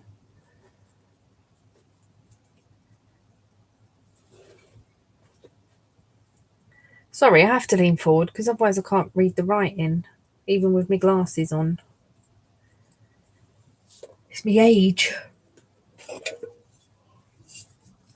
I blame Sarah for the yawning.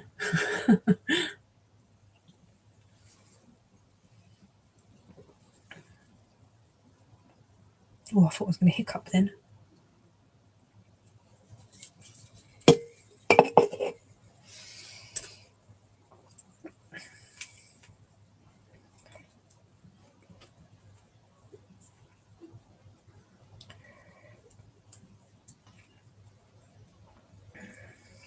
If anyone ever needs any advice or anything, just ask in the Facebook group. And I'm sure someone will reply as well if you ever get stuck on something. I knew it. I knew it.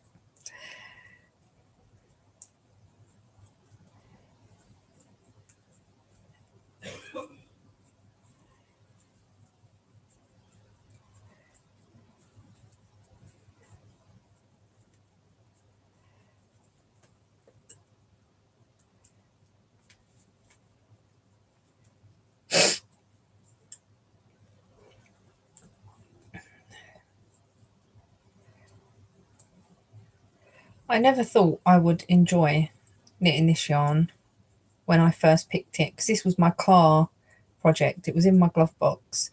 It had been in my glove box for ages, and I was never really keen on the yarn, but I think it was more the needles than the yarn. I was using the wooden ones, the wooden fixed, no, the Knit Pro Symphony fixed.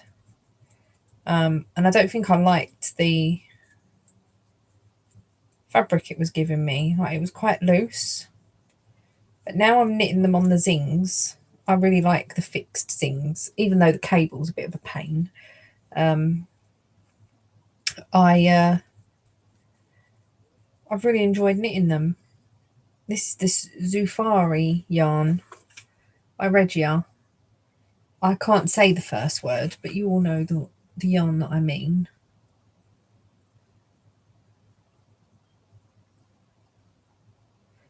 Machine washable up to 40 degrees and no felting and dryer proof. Oh, didn't know that. Post old craft grace in the colourway marmalade.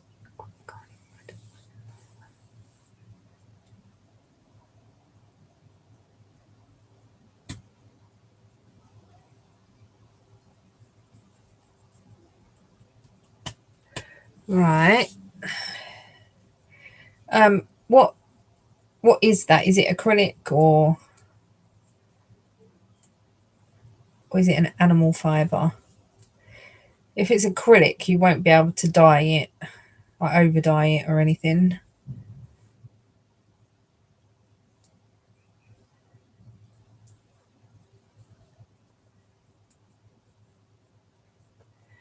Is it a 4-ply?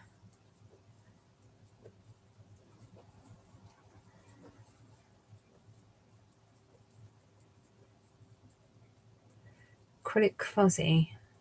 Thing is, you don't really want to hold any more fuzz with it, because it might be too much.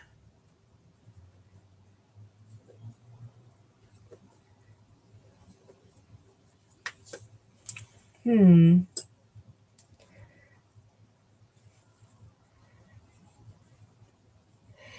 won't be able to over dye it or anything because of it being acrylic.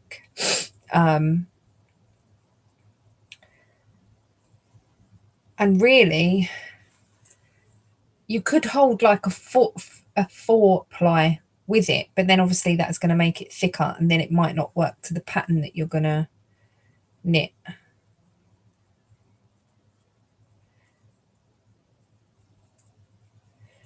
But then it's going to be hard, because you'll want a colour that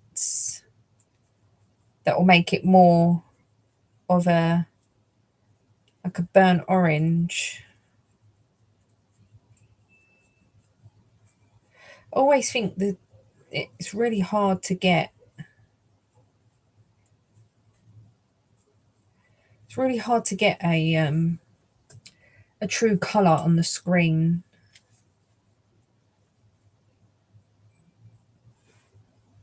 Oh, you want to tone it down?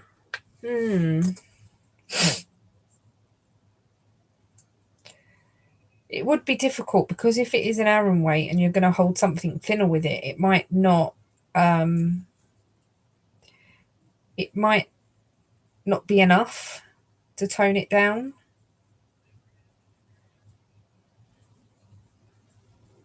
And if it's floofy,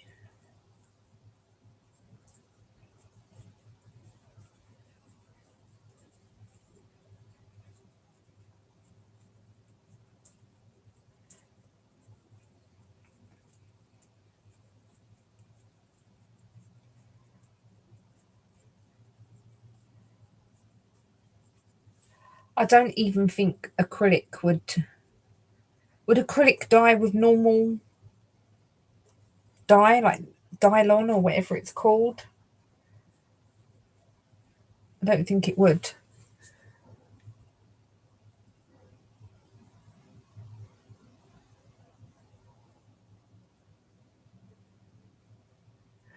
Ah, yes. So I dyed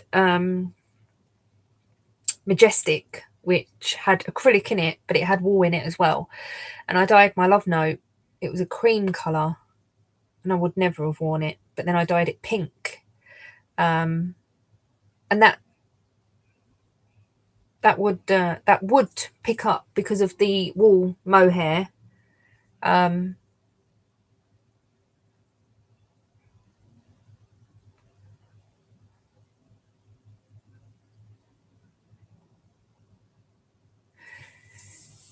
yeah, you'd have to do like, so measure your gauge on what material you like, and then I think you can go on to Ravelry, um, and put. Can you put your gauge in? I'm not sure. I know you can do the filters and stuff to get a pattern. I'm not sure if you can put in your actual gauge. I've never done that.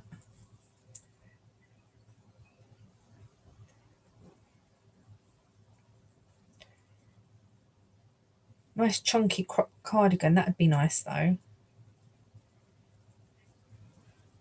Yeah, if the gauge is near enough.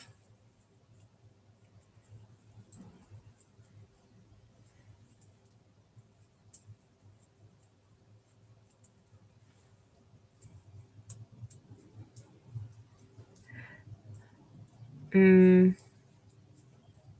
can't remember what the Majestic was. I know that it had acrylic in it, and I was like, I'm just going to chance it because I'm not going to wear it anyway. So I'm just going to see if it'll work. And it did. I was like, oh, not that I wear it very often because it's a little bit itchy.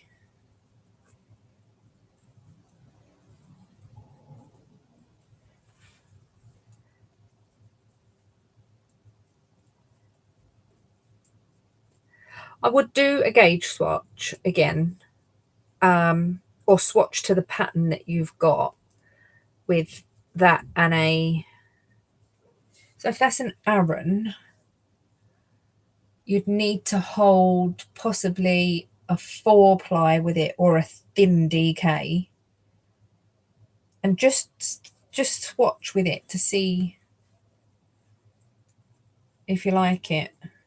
But yeah, grey would go nice with it to tone it down a bit,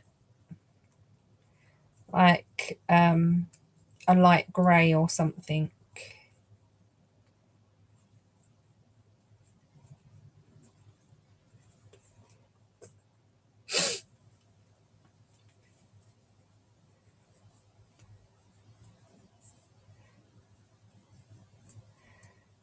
Does she not like the colour at all?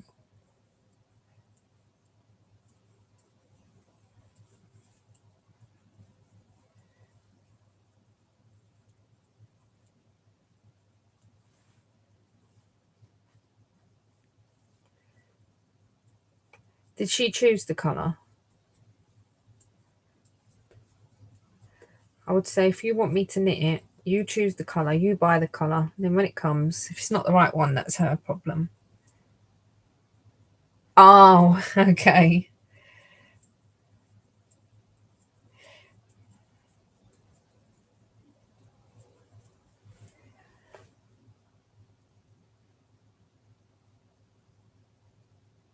Yeah. It's like that one that I'm using now, that Angora.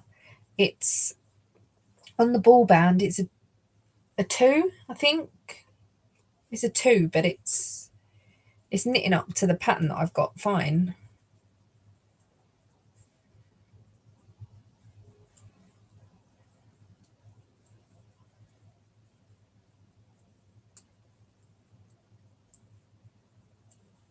Might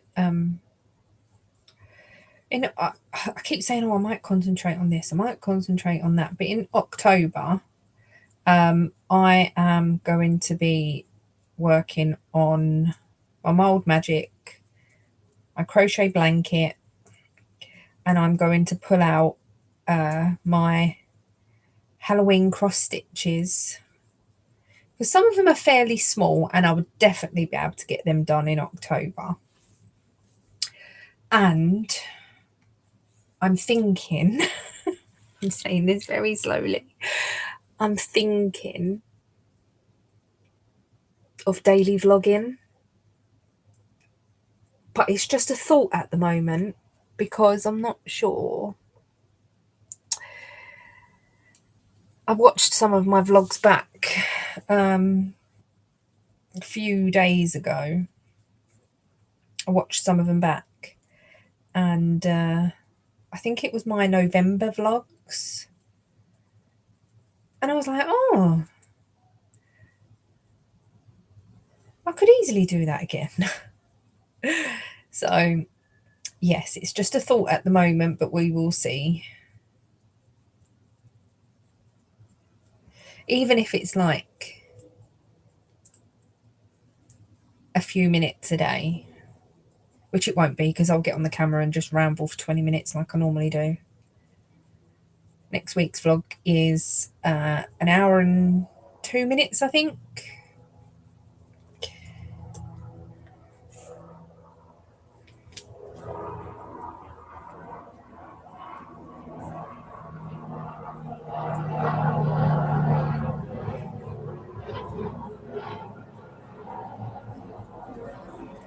But now,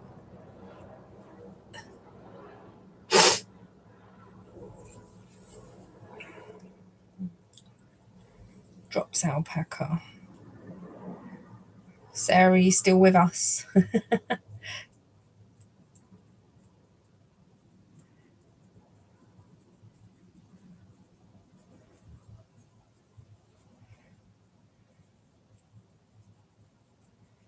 So yeah, I might vlog.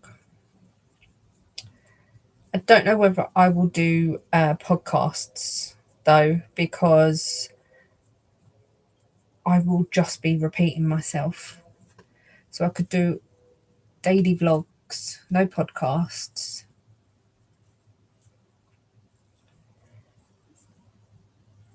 Because I'll just be concentrating on a few things at a time.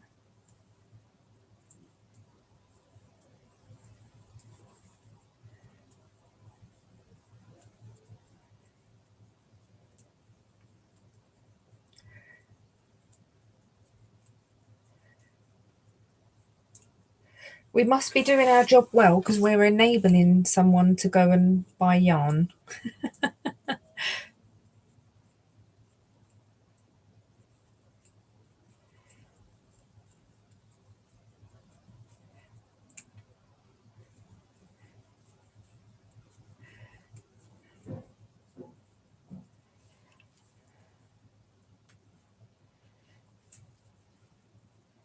That's the whole point of being a yarn friend, is to enable people to go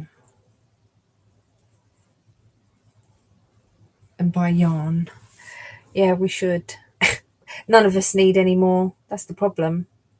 That's why I'm hesitating on ordering from Knitting Network. Even though I've got plans for the projects, I can't possibly buy any more yarn. Oh, there's fireworks going off now.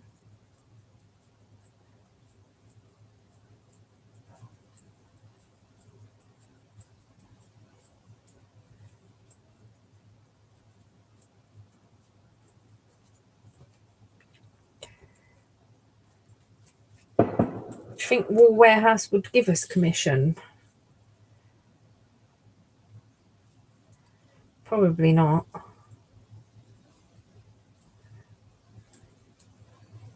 I don't think they have an affiliate program. No, it's a website, the Knitting Network. I'm sure that's what it's called. It's a little bit like Wool Warehouse and The other one that I can never remember the name of. Night, Kirsty. You take it in yarn. Yeah. Oh, when you was talking in your podcast, Mandy, about getting the yarn for Ewan, I was going to mention this to you. Maybe you should buy a couple of balls, because you know that he's going to ask you for more stuff in the future, and then you'll have the yarn. But don't tell him you've bought it.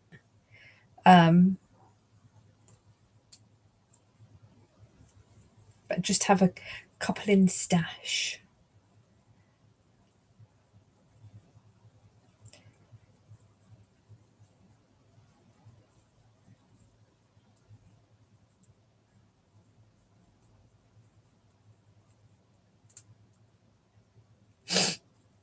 Oh, my nose is driving me mad.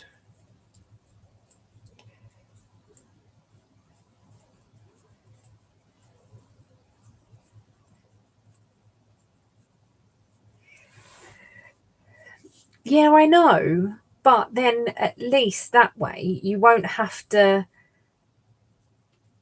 each time he asks for something, you won't have to think, oh, I've got to spend £35 to get free delivery. Because you'll have a couple stashed already.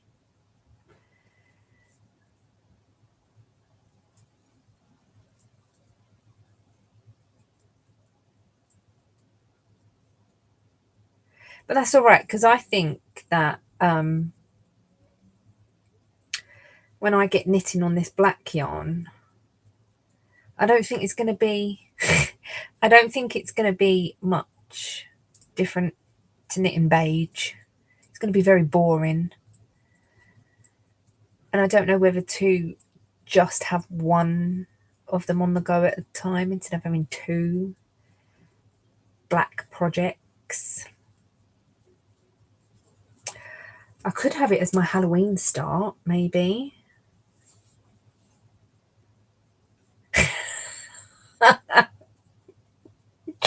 That would be hilarious. That would be so funny.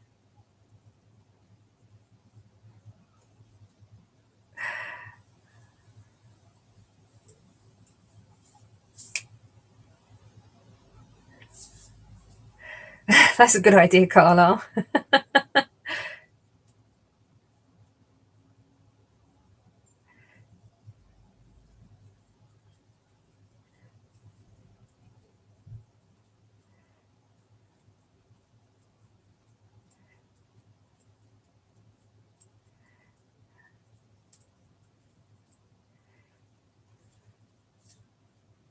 I would say he's only little anyway, but he's very tall.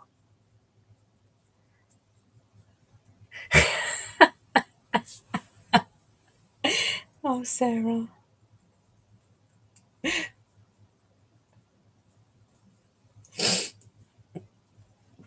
Is that the reward?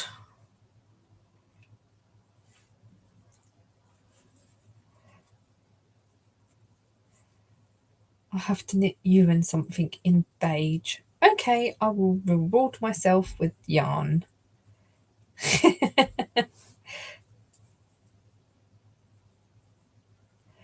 I suppose, yeah, you do have a point.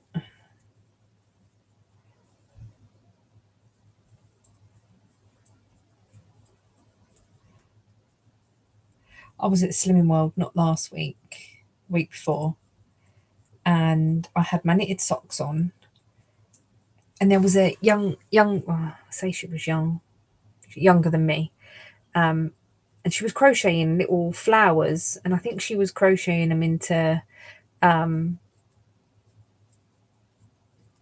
squares. Yeah, colourful black. And me and Ian was talking with Jodie, and then the lady that was sat next to us, her name is Tracy, I think.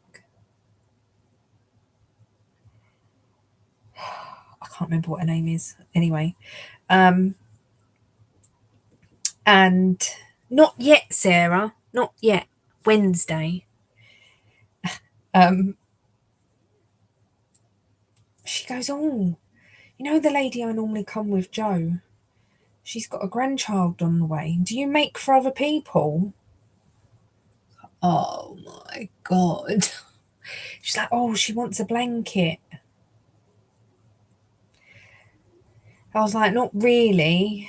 I was like, "Because things take so long, and like it's not really that cheap to for the yarn and stuff now. It's like it's quite expensive.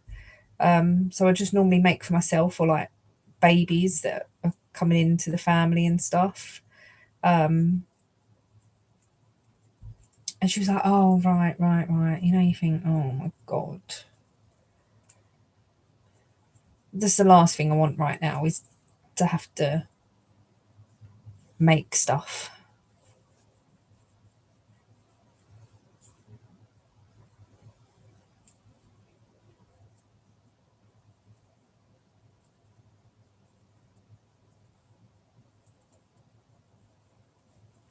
I'm just happy being a selfish knitter.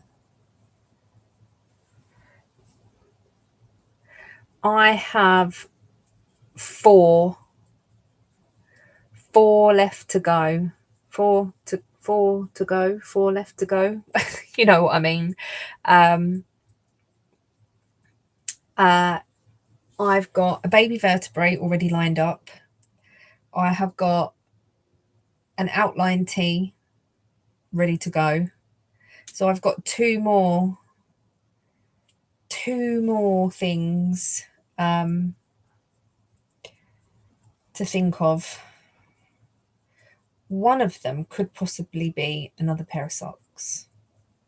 Don't come for me, but it could be another pair of socks.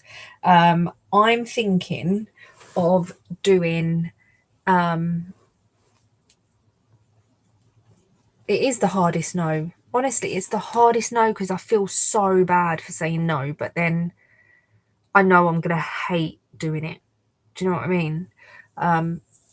Yeah. So the socks that I want is a pair of DK socks, but I want the leg to be quite a long leg, but look more like a leg warmer. And I want to knit like a smallish cuff, but I want to do garter stitch and stocking stitch like in little groups of probably like rows of 4 or something, so they can concertina down a bit. If hopefully you see where I'm going with this. And I want it in DK because I want them quite fluffy, like quite poofy. in, so yeah, that's what I'm planning.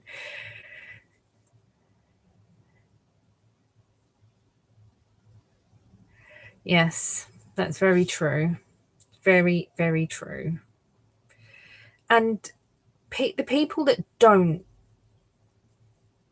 craft at all, they don't realize what actually goes into making. And your making should be, what's the word I'm looking for? It should be your, not restfulness, but it should be your bit of me time, your bit of your happy place. It should be your relaxation and all that. But then when you're making something for someone you don't really want to be making, me especially, it makes me all feel a bit uptight and I'm on a time crunch and I can't concentrate on anything else. It's like one of Ian's friends for a couple of years now, he's asked me to make the little elves and snowmen and thing. I think you've seen them on my videos before. It's always around Christmas. And last year, when I had my operation, he contacted me and said about doing them. I said, "Oh, to be honest, I'm having an operation. I don't know whether I'll get them done and this, that, and the other." He was like, "Oh, no rush, no rush." But you always feel like, "Oh, I just want to get them done and out of the way. Just want to get it out of the way." And to be fair, I sound really contradictive. To be fair, when I'm doing them, I hate it. But when they're done and all the little bits and pieces are on, like I did the little the elf bear thing. And once the hat's on and little dress is on and it looks so cute. And I'm like, oh, ain't that cute? I could keep one, I could do one for myself. I'm like, no, can't bothered.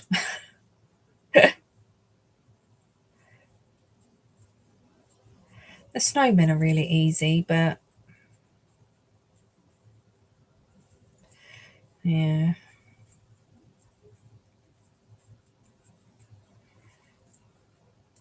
I have got a pattern for one. Oh, it's a Halloween thing, and it's a little ghost, and it's holding out like that. I think it's made out of iCord, and it says "boo," and it's like a little teardrop ghost, and it must be done with wire or whatever. It does look really really cute, and it probably wouldn't take that long. What what one are you talking about?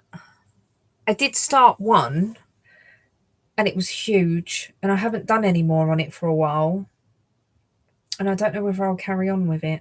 To be fair, um,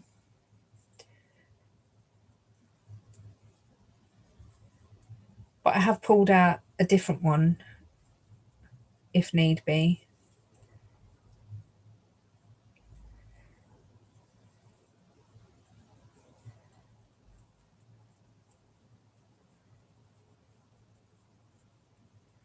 Yeah, the one that I did, it had a moss stitch border. Um, I started it a little while ago.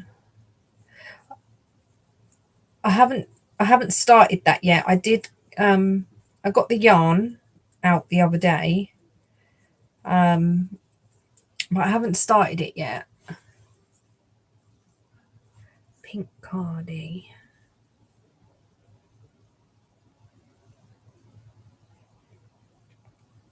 I can't remember. I know I have got one on the go. It's got like a moss stitch border and it's got cables, I think, with bobbles. I don't think it's pink though, but yeah, I've done the back and it just looks huge. Now, I don't mind making stuff for like maybe like in a month's, 2 months' time when it's really cold, and then Jodie will be putting stuff in a um Jodie will be putting the baby in stuff that's a bit warmer. I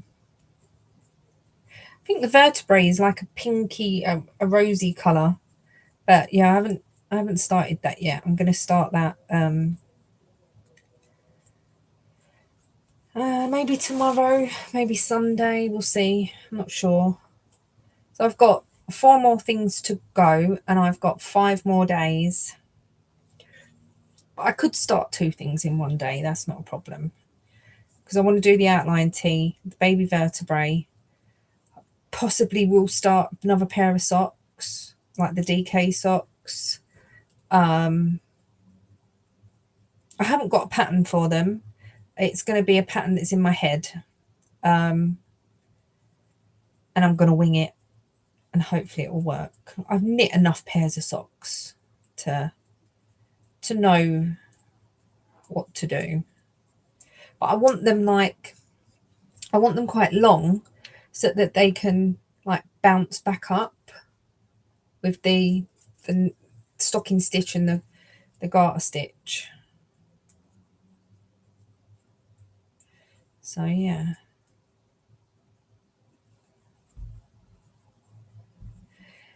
Yeah, that I'll probably use her numbers um and that to start it because I've never done a DK sock before.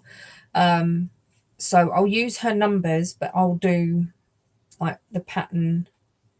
It's not even a pattern. It's a bit of stocking stitch and a bit of garter stitch. But I'll probably do like maybe 4 rows of each.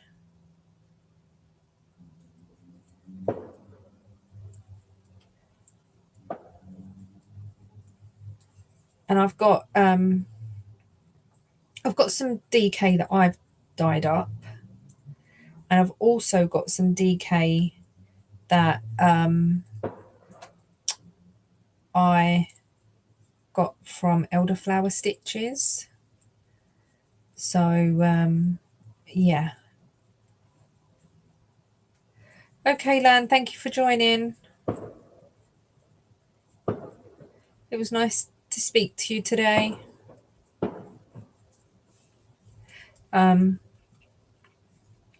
So yeah, I'm not sure what one I'm going to pick yet, because one of them is quite autumnal colours, and then the other one is like a lot of beige with it's called Christmas Rainbow. It was the Advent main skein that I got when I did my cush leg. So it's like muted, very muted rainbow with a lot of beige. And I thought that would be quite nice for a leg warmer sock. But then I don't know what DK socks are going to be like in my trainers and stuff.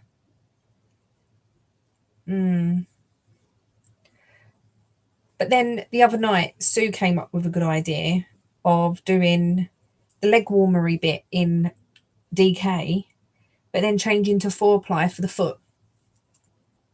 So that could be a proper funky sock, couldn't it?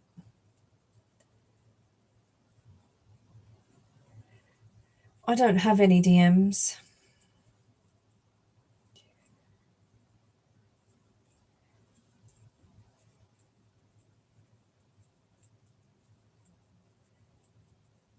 I know it sounds strange, but I don't want to wear DK socks in my trainers and then stretch them out that they're going to be too big when I wear 4-ply socks. Do you know what I mean?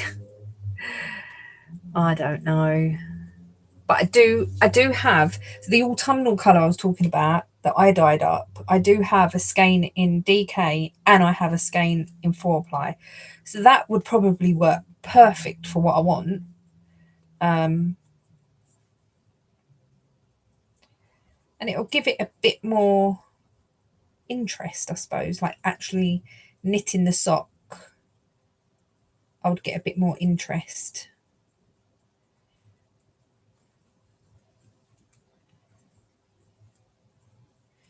I might do that. I might have a look. I've done quite well on this sock tonight. I've knit from about, I think I was about there. Oh, I keep going the wrong way. From about there all the way up. Once I get going with sock knitting, I'll whiz through. Oh, okay. Yeah, because I've got Vans, I've got Converse, and my trainers and that. Saying that, I've got old trainers that I could wear.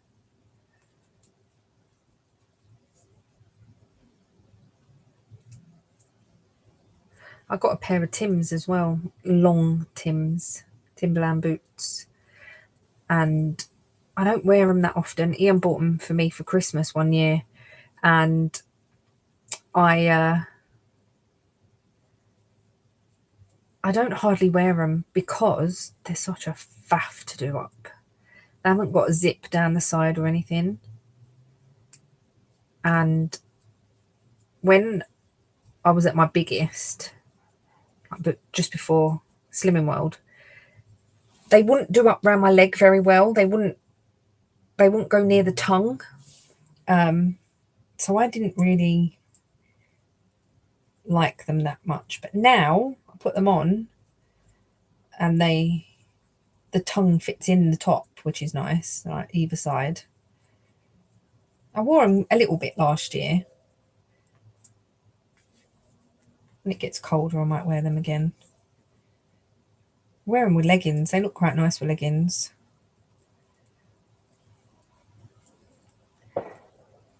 I've had shorts on all day because it's been hot. Got up this morning and I was like, well, I'll go to the nail shop. And I wasn't going to get my toes painted. I was like, oh, I'll do it myself. But then I was like, oh, the weather's nice. I'll wear my flip-flops and I'll see if they can fit me in. I just said, do you mind, have you got time to do my toes as well? And they were empty today. They said today they're really, really quiet. So, which is unusual because normally Fridays they're really busy. There's still fireworks going off. Don't know if it's some sort of holiday.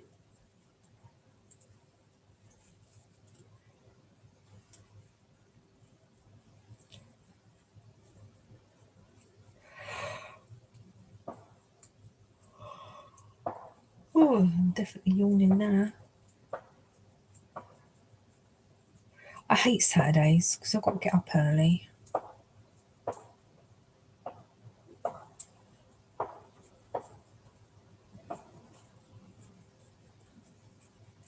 And it's the only day that I have to get up early, so I can't complain really. I wake up when Ian goes to work in the morning, most mornings. Not wake up, get up, but wake up. But I think I'm going to give it another 5 minutes and then I'm going to go because I am getting tired.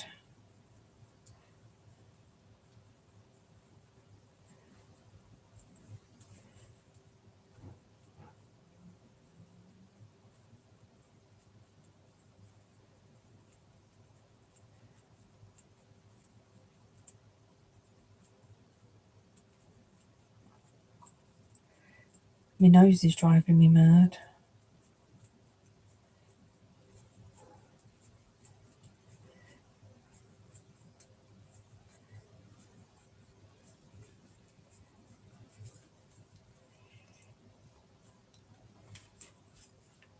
Oh, what happened there? The screen just all flickered. I don't know if it was just me. Probably.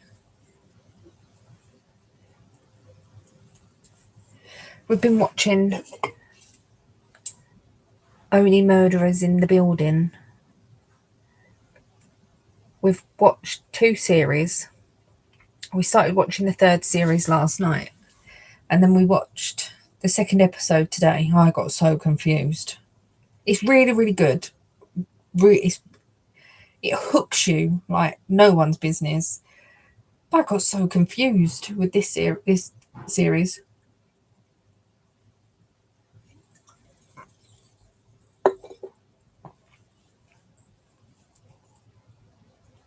But I think I might have to rewatch the episode again. I might do that tomorrow. Doesn't help I was on my phone as well. But yeah, I got a bit confused.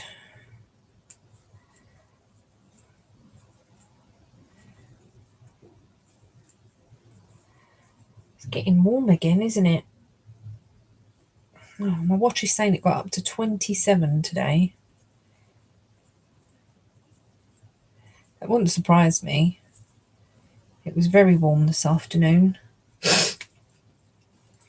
And to think my jumper's dried. But then tomorrow's going to be like 22. I think 22-ish. Yeah.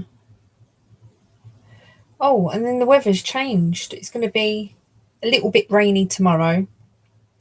And then from Sunday, we're going to have sun for a whole week. But 16, 17 degrees. That would be quite nice, won't it? If the sun's out, that's not too bad.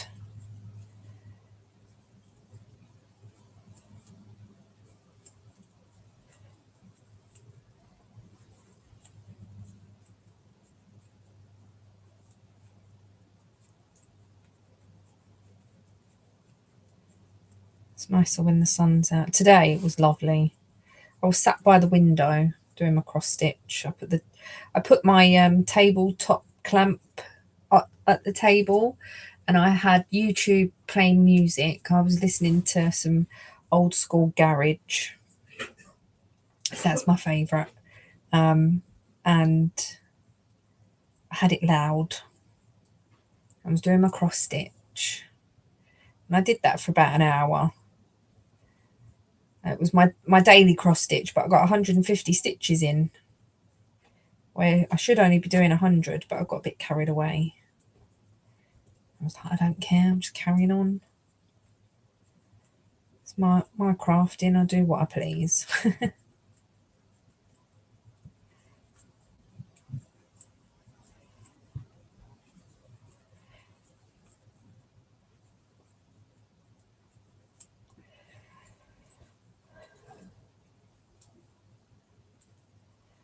Right, I'm going to do this one more side and then I'm going to go. Then I'll put my stitch markers in. Don't know how much more I've got left to go, but not much. I've done quite well tonight, I think. Probably another 20 rounds to go, if that.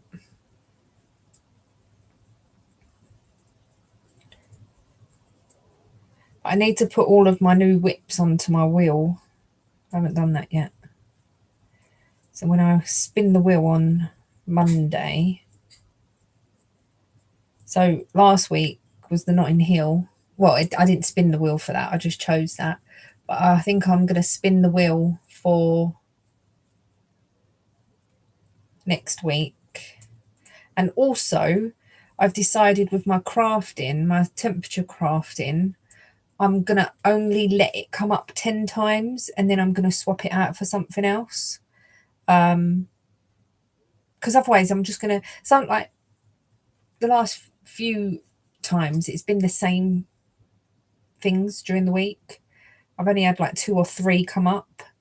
And if that keeps happening when the weather's the same, it's going to get a bit boring. So if I do it for 10 times, I'll be able to rotate the projects. That's what I'm hoping. So that is my progress on my sock. I think I was like up to this here ish. I know I said I had about 10 rows, didn't I? So hopefully over the weekend I can get those done. I've felt really productive with my crafting just because I've got 2 jumpers off of the needles in the last week, or just over a week. And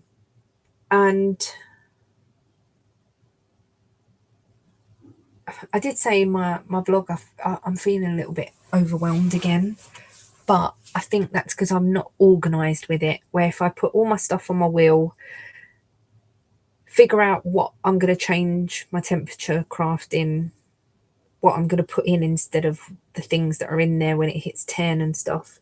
I just need it. My brain needs a little bit more of a sort out. But yeah, thank you so much for joining me tonight. Hope you all have a lovely weekend. And I shall see you all next week. Thank you guys. I do appreciate it. See you later.